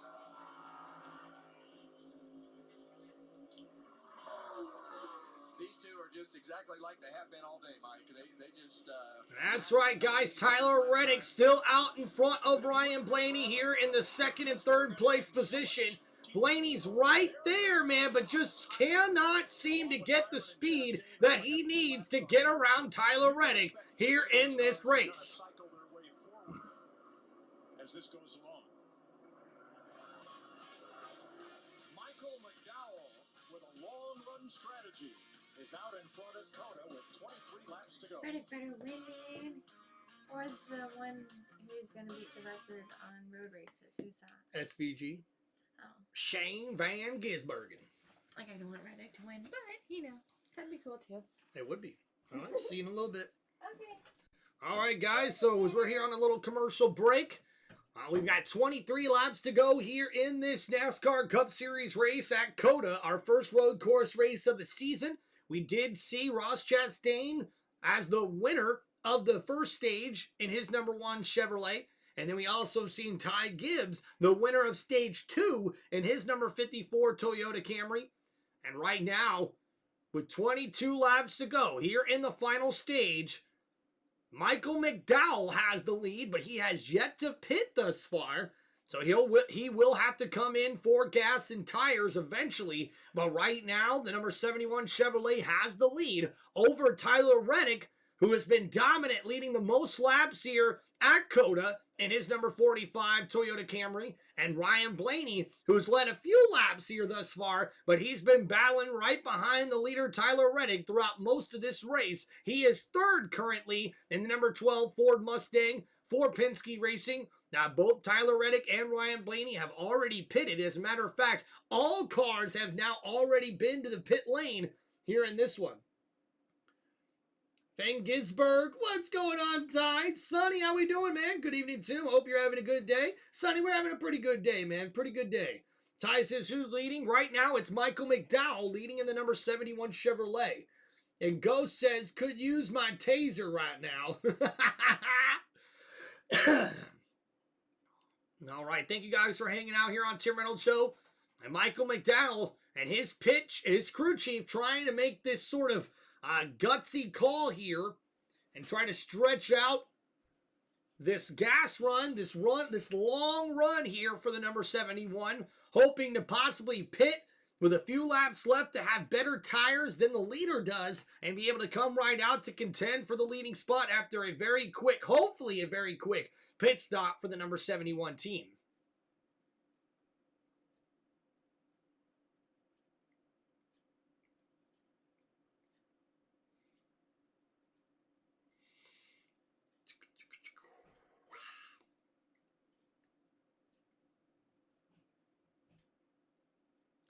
Uh-oh, and ladies and gentlemen, we've got an issue on the track. It looks like Ross Chastain is in the grass. He's trying to keep it moving, and I think he's going to be able to do it. Oh, man. Ross Chastain has come undone. makes it somehow to pit. And oh my goodness, the caution has come out. Slide through the gravel. Wow. And no right rear wheel. Oh no, and the right rear wheel came off of the number 1 Chevrolet. Right there, but Oh my goodness. an interesting spot. Not what Michael McDowell wanted to see. If he was going to get this caution, he wanted it to be later, but he is going to have some guys possibly pit middle of this field that short pitted. But I'd say all those guys up front, they're pretty much set. Yeah, I mean, Kevin, you got 35 drivers on the lead lap. We're going to probably go back racing with just under 20 laps to go. But you're right, middle of the field on back, they're going to come get 4 fresh tires. This is not what McDowell wanted. First caution of the day. This is a well-needed break for some of these drivers. And Ross Chastain unfortunately brings out the 3rd caution of the race. This is the first one for an accident hanging out. Listening to Alex Bowman, and he's been saying he is sick all race long. He finally just pulled it in. And at the same time, that man right there, Myatt Snyder, is my pit spotter. He's been helping me today. Chad Knaus came up to him and me and said, is it okay if Myatt gets in this race car? And I said, absolutely. So here we are. So Alex is out of the car. Myatt now, he races in the O'Reilly series. He's going to get in Alex Bowman's car and try to salvage some points. Strange turn of events here. Yeah, because the only driver who's out of the race is Chase Briscoe. And here's Bowman's radio from earlier. We'll run as long as we can. Your call on you. Don't do anything. Don't damage yourself, whatever you got going on here. Yeah, pretty well. Here, buddy. Buddy, I don't know about me yet. Like I told you a few laps ago, it's your call. It's your call. Oh, and an amazing turn of events here, guys. Looks like Alex Bowman has gotten sick, and now they're going to have to replace him with another driver in the number 48 Chevrolet. Supervise this to make sure that all the safety equipment and everything is in place and fitted properly to allow him to get back out on track. So we're under caution with 20 laps to go for the lost wheel on the number 1 car. Good old Ross Chastain. Man, Ghost, you got some good ones here today, man.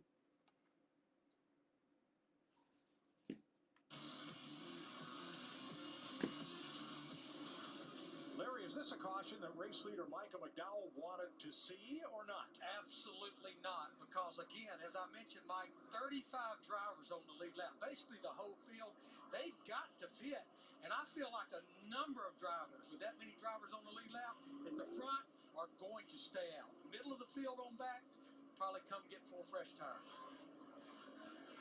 But what do you want, fellas? Tires or track position? I'm always voting for tires. I'd overrule them, come to pit road, and most of the time it was the wrong thing to do, but I always wanted tires. Today, you need track position. If you're as fast as Reddick, Blaney are, don't beat yourself here. Yeah, and I And this could be the restart that Ryan Blaney needed to somehow find a way to get around Tyler Reddick for that race lead here. And what will Michael McDowell do in that number 71 Chevrolet? He's going to have to pit eventually, so he'll probably just go ahead and get it out of the way right now. I can imagine there may still be another caution or two before we make it to the end of this race. So, heck yeah, Ghost. I'm glad you're here too, man. Thank you so much, man. Bowman's cool suit malfunction. Yeah, Keith, we've been hearing that a lot from a lot of drivers here on this race here. It's a pretty hot day in Austin. What's up, Tyler Rudduck? And then Chase Elliott. Yeah, Elliott's not doing too bad. Not doing too bad. And here comes Michael McDowell. He'll go to pit.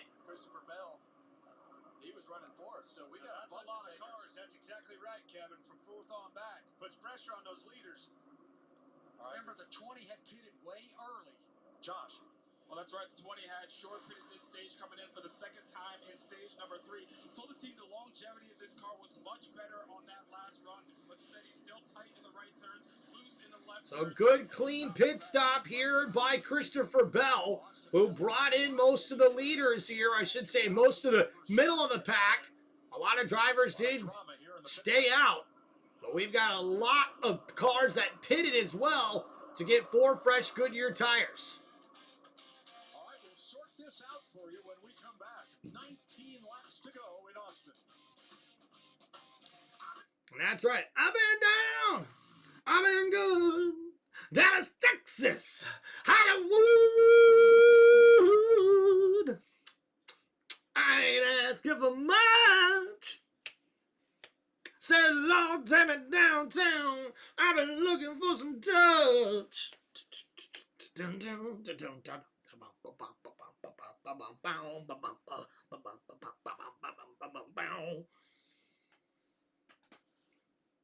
What's up, Mike? Chronicles of Reddick. Oh my gosh, nice one, Mike. Nice one. Love that one, dude. Would love to see McDozer handle business. Hey, man, he'll have a chance. He'll have a chance.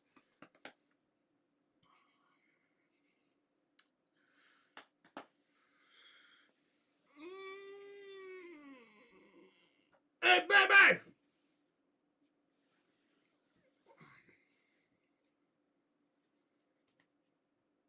Yeah, Reddick might be becoming a villain, man, if he's going to win 3 races in a row.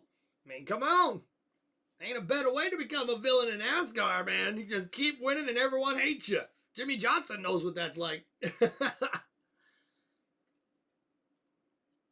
Honey!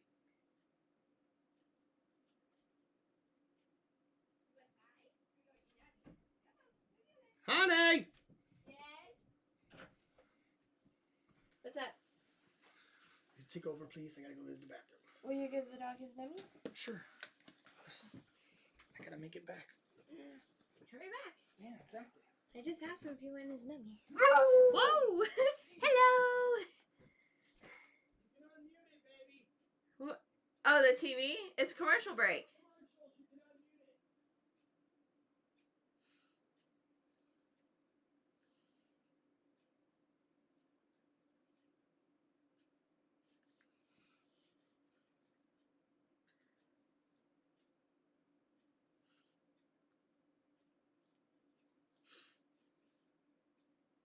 I think the course looks really pretty. I like all the stars and stripes.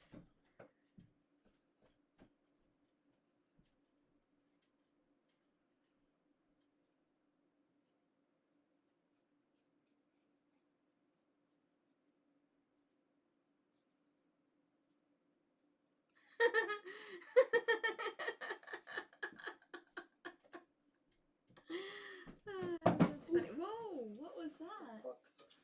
How'd that fall? I don't know. Okay. That was fast. Well, I gotta be fast. Like NASCAR, gotta be fast. Ooh, you gonna close the door? All right, guys. Don't forget next week, NASCAR Cup Series racing will be at Phoenix Raceway. And we'll be here doing play-by-play of that race as well as we get ready for the restart here late in this race. And Tyler Reddick has been dominating thus far. And he's out in front here with what will be 17 laps to go when we get back to green flag racing. These drivers each won the first 2, which would include, of course, the Daytona 500. But of all those drivers, the best finish in the 3rd race of the season, I believe Marvin Page finished 3rd. They're so funny. Oh, yeah. Nobody came any closer to winning it. And Ghost has been full of jokes today, man. He has been looking. If you're not fast, you're last. Tell him, Mike. Tell him, Mike. And now he's looking at Thank you, Keith. Thank you, Keith. Not happy about it. Why didn't we count points to 45? I don't know. Are we either going to call me super late or they keep cheering or something? I've been sitting behind them all day. I was hoping we'd get a lap on them or we'd beat them on pit road. Yeah, well, that's the same thing that we were talking about up here, that was their best chance. So, sounds like Ryan Blaney felt that way before, but as you see them choose right here, Did you give him his nummy? I'm a little bit concerned if I'm these 2 guys, just because of the braking capability of SVG going into the corner. We've seen how I know. yeah, the guy on his outside. And that's right, guys, as we get ready to get to the restart here. Shane Van Gisbergen and Connor Zilic are right behind the leaders in those Chevrolets. SVG in the number 97 Chevrolet, Connor Zilic in the number 88 Chevrolet. Hey, come on. That's who my pick is, Connor Zilic, baby. Let's go. Let's go. It's going to get interesting. And you've seen so much action here in turn number 1. Look at Van Gisbergen in the 9. The blue car way to the inside and away with the lead. As yesterday. And that's right, SVG was able to get around the leaders in turn number 1 in yesterday's O'Reilly Auto Parts Series race. He was the victor yesterday, so we'll see if he's able to do the same thing today. What's up, Valen? Coming in second means you're the first loser. You got that right, dude. I choose mayhem. Here we go. Wreckers or checkers, says Ty. I love it, Ty, the sports guy. Come on, guys. This is awesome. Y'all are enjoying this, aren't we? Come on. We got a bunch of NASCAR loving, racing, loving fans in here today, man. Let's go. And all right, what could be the final restart here? We'll see what happens, man. Where'd my beer go? And here we go as we enter the restart zone. Oh, here we go. And Connor Zilic got really wide here as we're back. Green flag racing. And we're green flag racing here down the front stretch. And side by side is Ryan Blaney there with Tyler Reddick. And a big braking on the inside by SVG. And we've got cars going around. And oh no! Oh, man. Connor Zilic gets spun out again. But SVG's right there. He gets around the number 12 of Ryan Blaney. And now takes over the second place spot as we head through the S's. Tyler Reddick now under pressure by SVG in the number 97 Chevrolet. And what a terrific restart by SVG. And Tyler... What? A caution didn't come out? No. So here we go. And man, SVG really putting the pressure on Tyler Reddick here. And he's right there on the back bumper of the number 45 Toyota. And we see SVG taking his time. He's going to find a way to get around the 45 here with 17 laps to go. And we're already seeing some cars from behind start to move their way forward. But SVG's right there on the back bumper of Tyler Reddick. And for Ryan Blaney, he's got to be frustrated. He's been behind the leader almost all day long. And for him, he doesn't seem to have enough grip to get up to the front. And oh no, ladies and gentlemen, looks like Smith has lost a tire. And that's going to bring out the caution here more than likely. Unless somehow that car can get back to pit lane. And still green, no caution yet. With the 97 car, SVG back there, getting that space and getting good drive off that corner so that he can't use that braking capability. Denny Hamlin in the midst of a big dust up there as they were at the top of the hill. Hamlin up to 5th. And how about Danny Hamlin working his way up inside the top 5? And Tyler Reddick continues to hold on to the lead. SVG dropping backwards now. And a little bit of a surprise to see that. Oh, and a nice push there by Chase Elliott into the number 20 of Christopher Bell as that number 9 Chevrolet tries to find a way to get on the inside of the number 20 Toyota. And he's looking for that 6th place position as Chase Elliott, who's been a good race car driver on these road courses throughout the Cup Series, looks to move up his position. He's currently in 7th.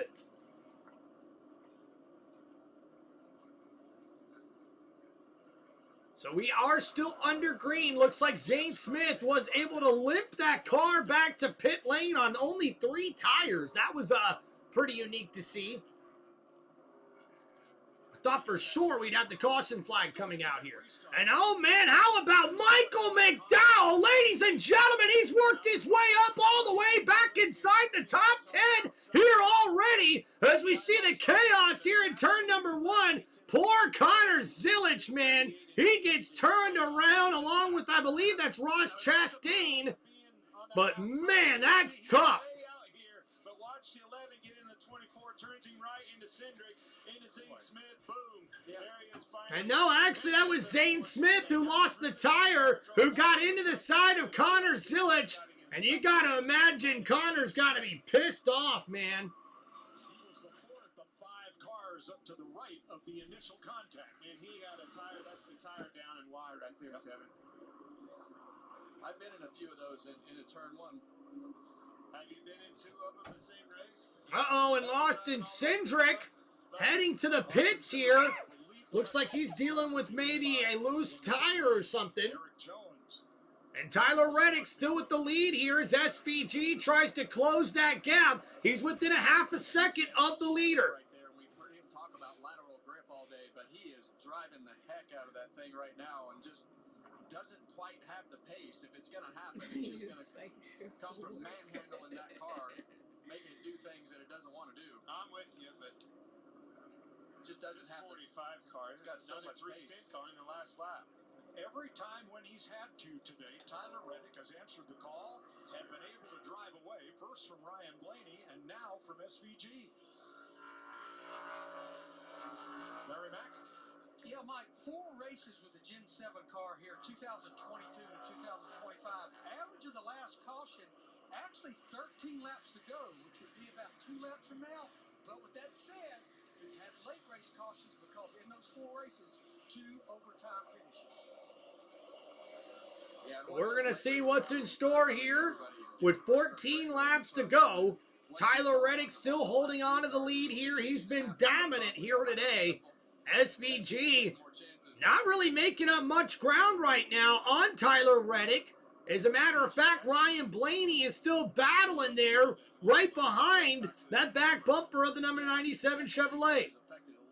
As we head through the S's here, Ryan Blaney trying to catch back SVG and get that second place position back here in this one.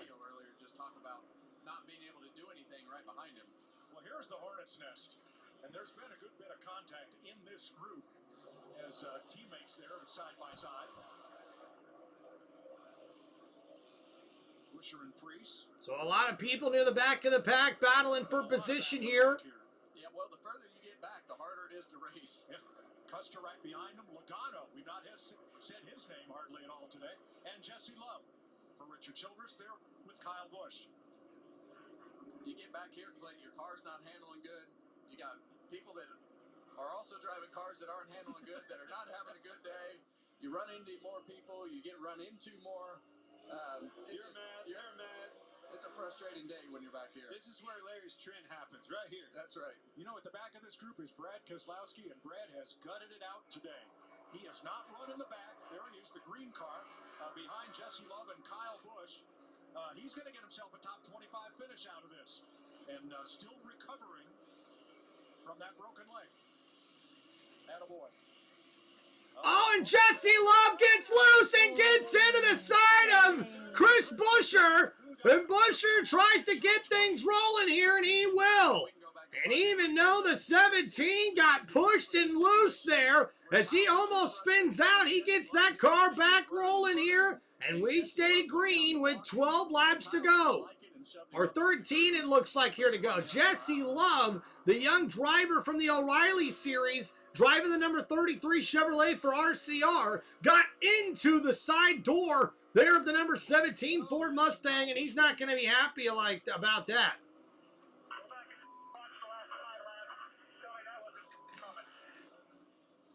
Oh, that is not where you want to be 3 wide. Wow, Todd Gilliland had to give way there to save his car. Not over yet. Nope. Priest, Logano, Cole Custer in the white car, Kyle Busch, the black car on the inside. Man, we've got a lot of action near the back of the pack right now as these drivers continue to be aggressive to try to get good finishes here. And up front, Tyler Reddick continues to pull away from SVG here. It's not even a competition at this point, man. Tyler Reddick just has a dominant car here, and with 12 laps to go, it's going to be tough to see anybody be able to catch the leader here.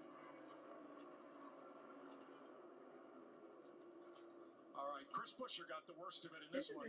Yeah, and it's pretty good so far, isn't it, baby? Have been going at it, and then Kyle looked to pass him, and Jesse shut the door, and Kyle didn't like it and shoved him out of the way.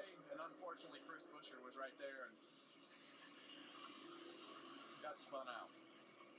Tough break there for Chris Buescher, who got spun out near the back of the pack there. And he'll have to work his way back up towards the front to get a decent finish in this race. Whether or not that's going to happen, we'll have to wait and see. But right now, this battle up front, SVG just trying to find a way to catch up to Tyler Reddick here. And you've seen over the last 3 laps, SVG has closed the distance from about a second off all the way to now a half a second. So SVG, with 5 straight road course wins, will look to tie the record of 6 straight that was set by Jeff Gordon. Oh, it's a tie? It'd be a tie, yeah. Oh, Reddick means Well, if he's going to do it today, he's going to have to beat the best lately at it. Tyler Reddick's got it done here before. And Tyler Reddick has a strong car here, but SVG has slowly been able to work that Chevrolet and get it closer to the leader here. Meanwhile, Christopher Bell battling behind Ryan Blaney, trying to get up to the bumper of the number 12 Ford Mustang to get that 3rd place position. That number 20 Toyota there for Christopher Bell has been impressive all day long. A very good race here early on. And now at the end, starting to finish strong too.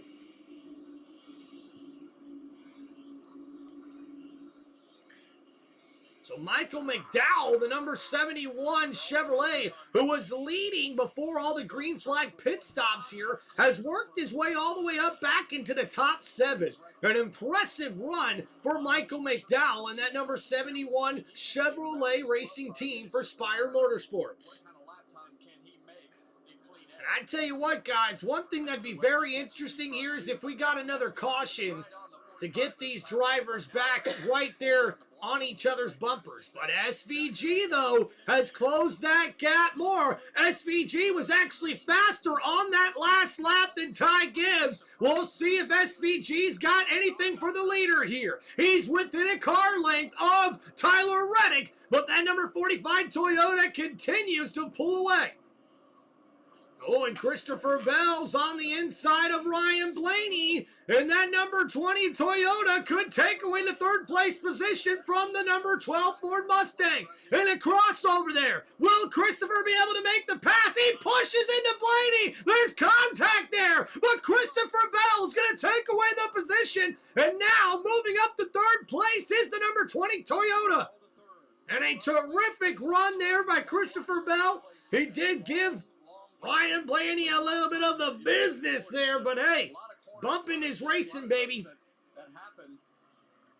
And look at that, SVG coming down the front stretch here, right near the back bumper of the leader. And look out for Christopher Bell. He's got the most freshest tires of anybody inside the top 5 right now. The engine under the hood of that 45's got some steam in it. I've watched him all day long, and it makes some straightaway handling. That 45, yes, that thing really handles down the straight. Absolutely. I know just what you mean.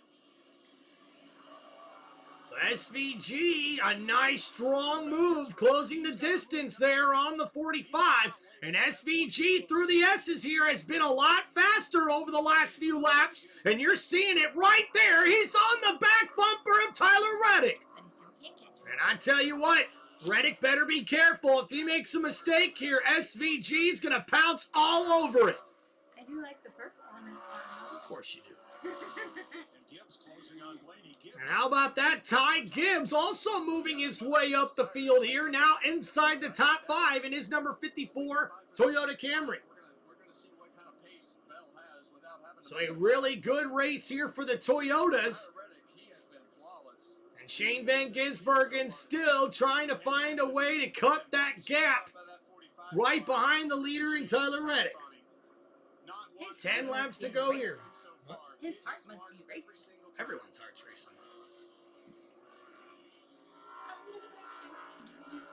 I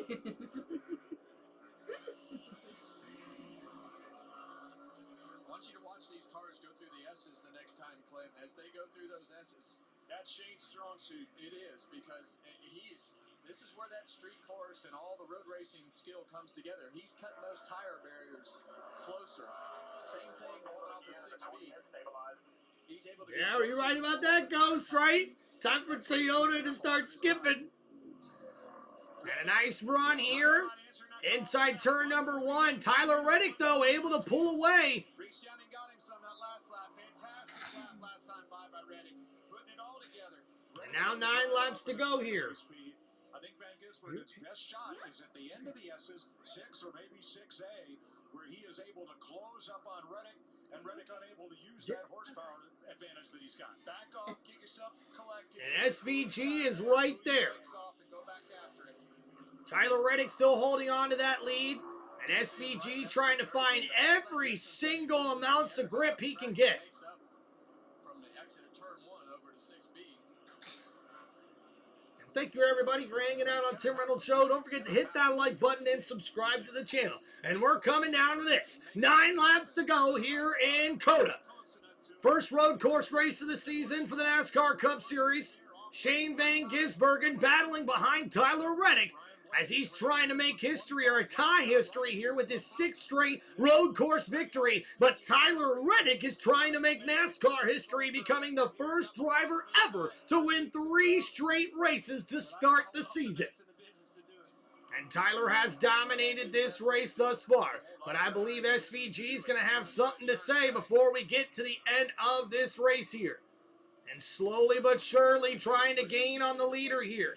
And you see down that straightaway, the Toyota is having a lot of run there down that straightaway, pulling ahead of SVG. Will not let him get close to him where it's dangerous. He can bounce and do a dive bomb pass. And a lot of that comes from how he can exit turn 20. He's able to get the car rotated, get the angle right off the corner where SVG... And as we head to the S's here with 8 laps to go, SVG's been very fast through these S's, and this is where he's made up the most ground on Tyler Reddick. But oh man, it looked like SVG got a little loose there.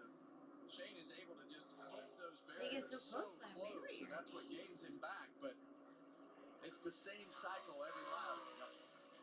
Moving those tire barriers in the S curves, I thought for sure some may be in those today, and it hasn't happened. So Reddick still holding on to the lead here. SVG slowly trying to keep that distance behind the leader here.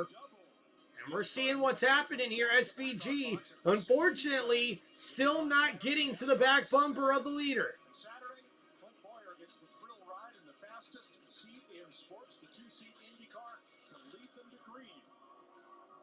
On Saturday for IndyCar racing and FS1 Sunday for NASCAR. Join us in Phoenix next weekend.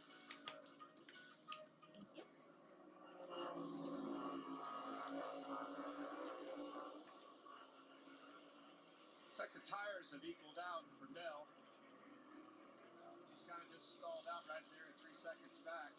Yeah, and it looks like as we're going on in this run, same things happening with Reddick to what happened with Blaney earlier in the race. As you get deeper and deeper in, it just seems like he's able to maintain his pace a little bit better and doing the same thing with Shane behind him.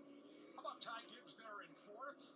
The red and white car, and Michael McDowell in 5th. Gibbs won stage 2. McDowell on that long run strategy, the caution that he hoped for. You said hope is never a good strategy? Well, it was today. It paid off for him. He got the caution. He got back out, got up here into the top 5. Has passed Ryan Blaney. Me neither, baby. Especially in Michigan. Love that racetrack. Challenged for so much of this race. Led 11 laps. So, boy, unfortunately for SVG, looks like he's dropped back now to about a second behind the leader. But let's give our hats off here to Michael McDowell. He's now back up in the top 5 there in that number 71 Chevrolet. And what's been a great run here for him at COTA. Right now, your top 5 has 3 Toyotas and 2 Chevys, with SVG still battling to get up towards the front here, but Tyler Reddick continues to hold on to the lead. And you've definitely got to be impressed with Tyler Reddick. This guy's making history, man. Like, I've never seen this before. a driver look this good, a car look this good this early in the season. It's one thing to win Daytona. It's another thing to go back and then win Atlanta the next week. 2 super speedway type races. But for Tyler Reddick to go win those 2 first races and now have a chance to win the 3rd straight here on a road course, this just talks about the really good driving capability of Tyler Reddick, man. And this is why he's going to be a serious contender for the championship this year.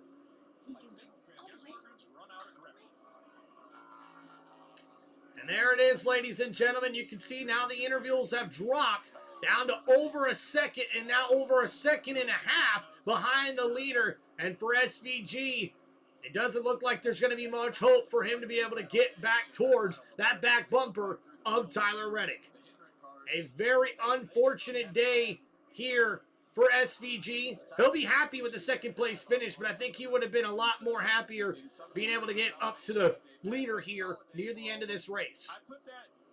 Now there's still time for a caution to possibly get a restart here, but we're approaching 5 laps to go here, and this is Tyler Reddick's race to lose. And it's made everybody try to go through him, and they can't do it.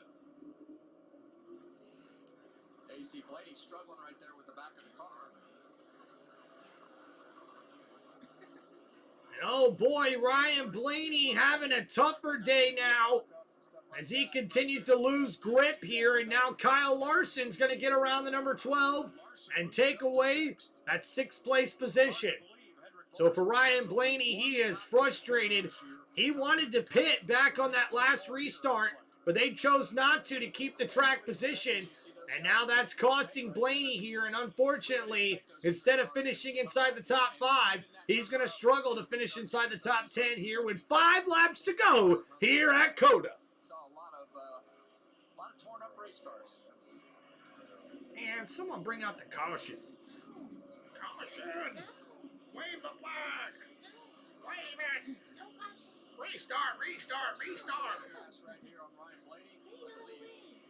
No. No! No!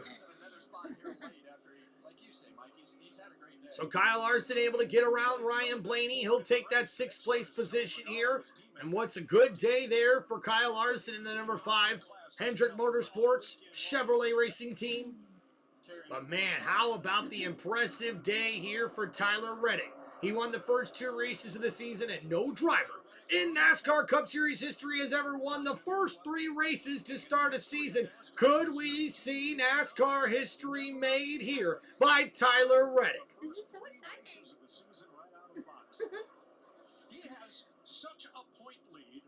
Nobody is within 40 points of him. Some drivers are as much as 100 points behind.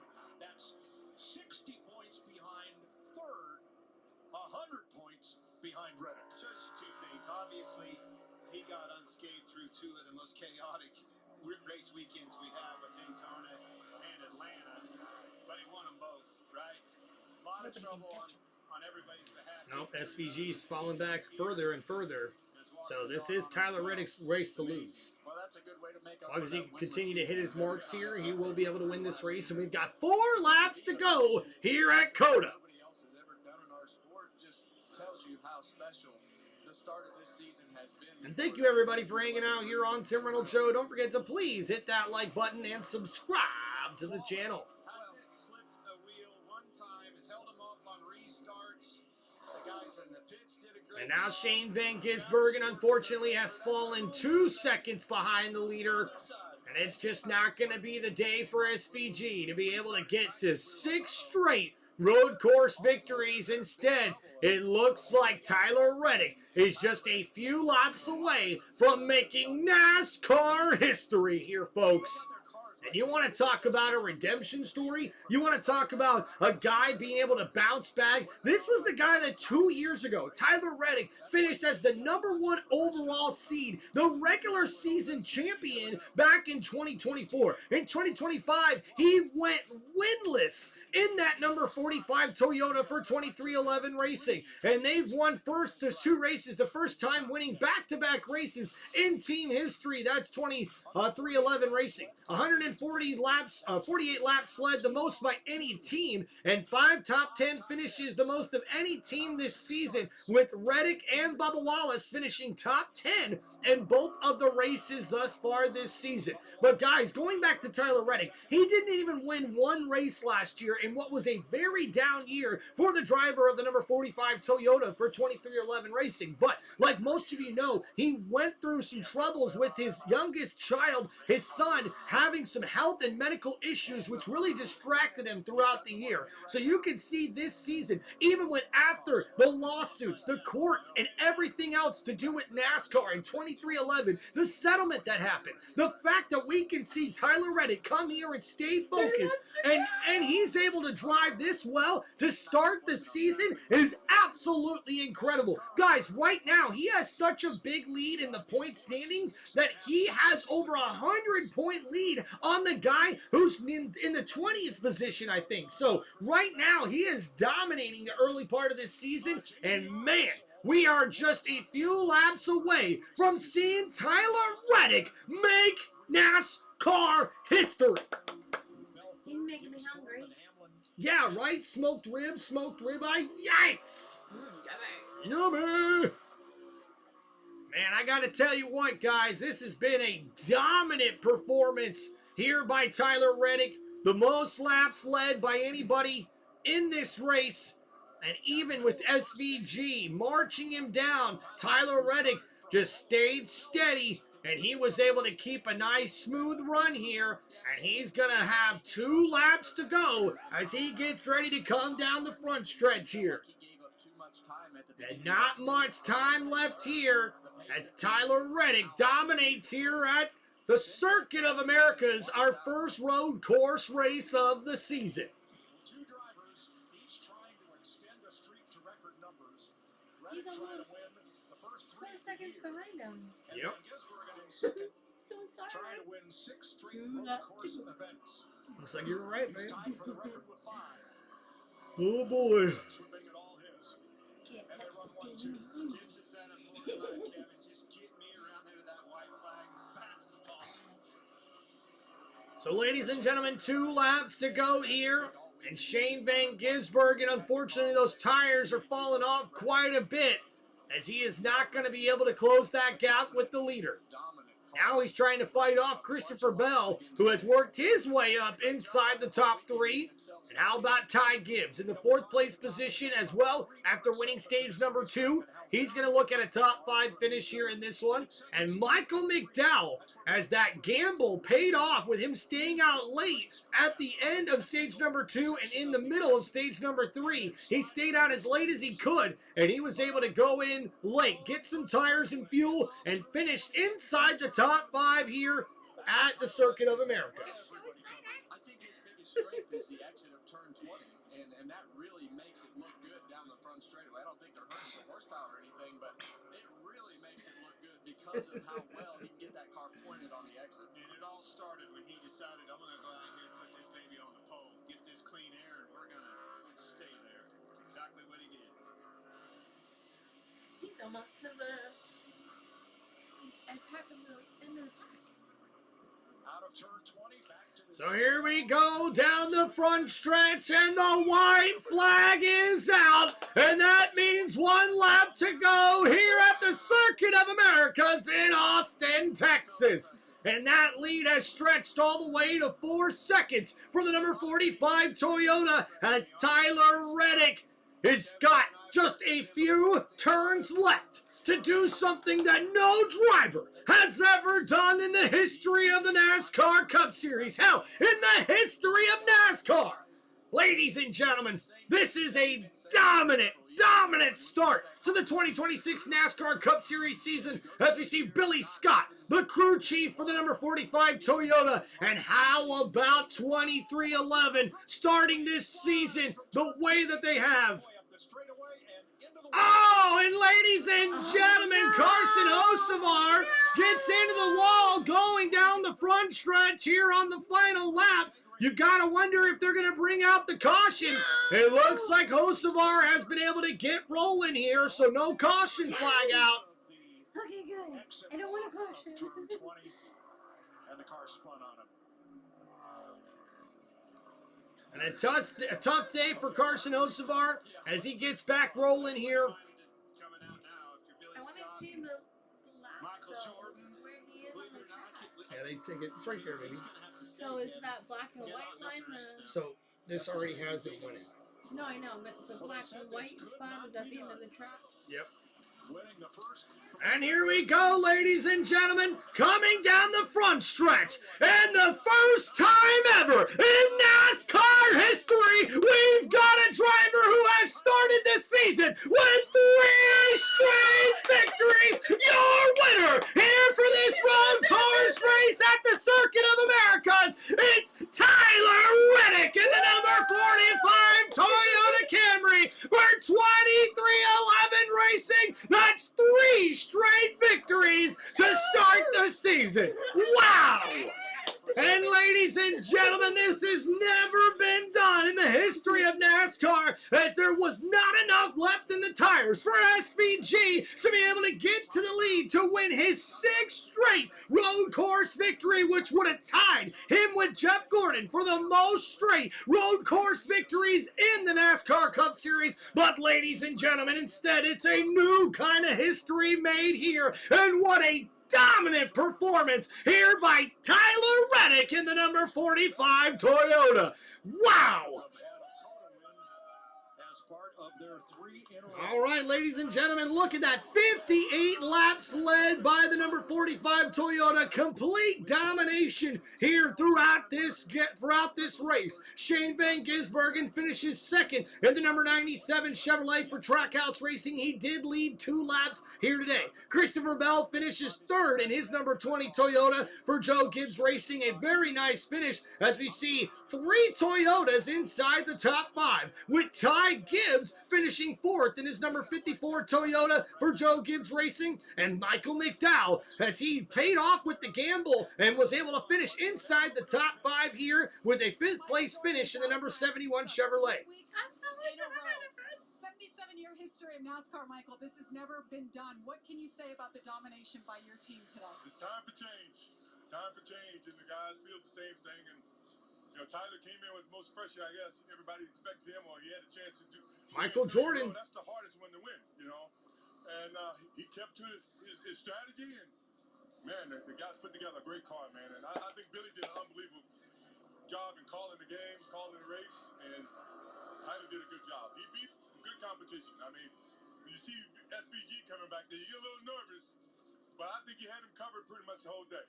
Michael, the records, the wins, the trophies, what does this all mean to you as a team owner here in this sport? Oh, I'm proud of the team that we put together. I mean, Denny, I'm pretty sure it's the same way. He feels the same way as I do. And I think a lot of credit goes to him because I think he's the mastermind behind finding Tyler and putting together, you know, Billy Scott and all that. Look, I just put up the money. I'm just a competitor. But I think Denny's done an unbelievable job in terms of helping build this team. And I think the team has done a good job in just taking our leadership and going out and winning. That's what it's about, winning. So we're going to see you in Phoenix? I'll be in Phoenix. I'll be in Phoenix. How about that?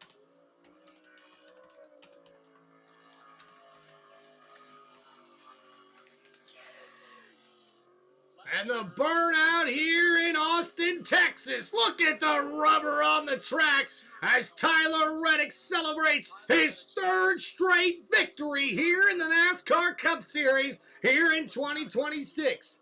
A feat that no driver has ever accomplished in the 70-plus year history of the NASCAR Racing Series. Wow.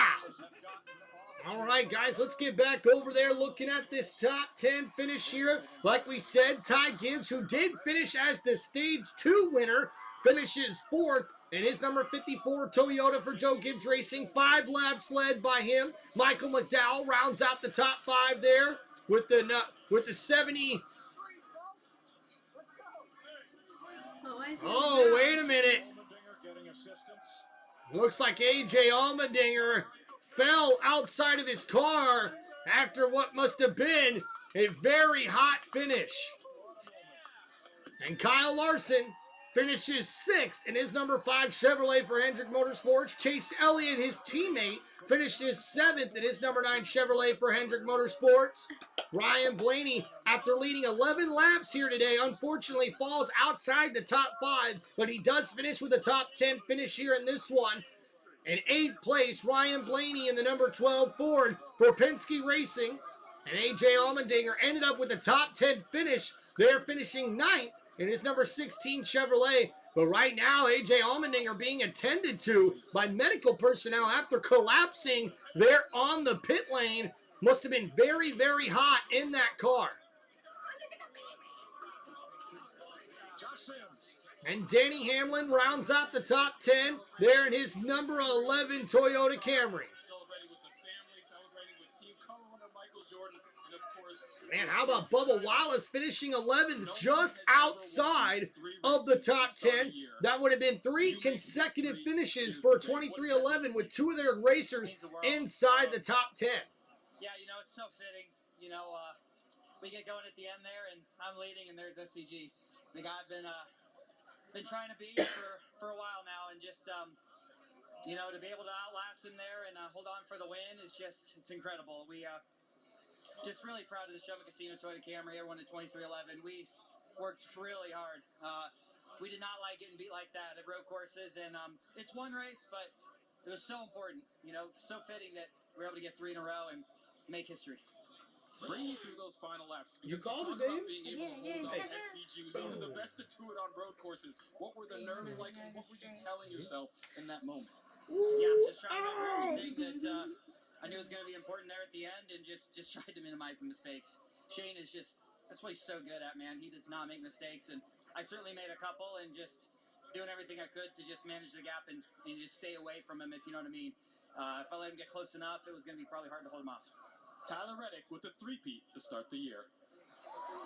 And that's his 2nd career win here in Austin at the Circuit of Americas. And what a dominant performance it was. And your winner 3 times in a row to start the 2026 NASCAR Cup Series season. It's Tyler Reddick. And what a start for the 2311 team. Michael Jordan and Danny Hamlin have got to be so proud and so stoked. And thank you, everybody, for hanging out here on Tim Reynolds Show for this live play-by-play here for the 2026 NASCAR Cup Series race. This was our first road course of the season, and it was a tremendous race here this season. And hey, thank you, everybody, for hanging out here on Tim Reynolds Show throughout the NASCAR Cup Series season for all of these races. This has been tremendous, and I appreciate every single one of you guys hanging out here, supporting the channel. Please don't forget, before we go, to hit that like button, subscribe to the channel, and check out channel memberships that are now live on my YouTube channel. You guys can sign up for those right now if you're interested. And also, you can click the link on the top of my YouTube page to donate any amount you would like to help support the channel. And anything you guys can do, whether that's leave a comment, hit the like button, subscribe, anything you guys can do to help support the channel is very much appreciated. Right here by this racing fan, this NASCAR-loving, sports-loving, sports entertainment channel here on YouTube. It's Tim Reynolds Show. Now let's go. Peace out, everybody. We'll see you guys next time right here on Tim Reynolds Show for the live play-by-play for the NASCAR Cup Series season here in 2026. And don't forget, guys, we will be live tomorrow night for WWE Monday Night Raw. And what will happen after the fallout of WWE Elimination Chamber? Well, we're going to find out. Don't forget to tune in and hang out with us on Monday night for WWE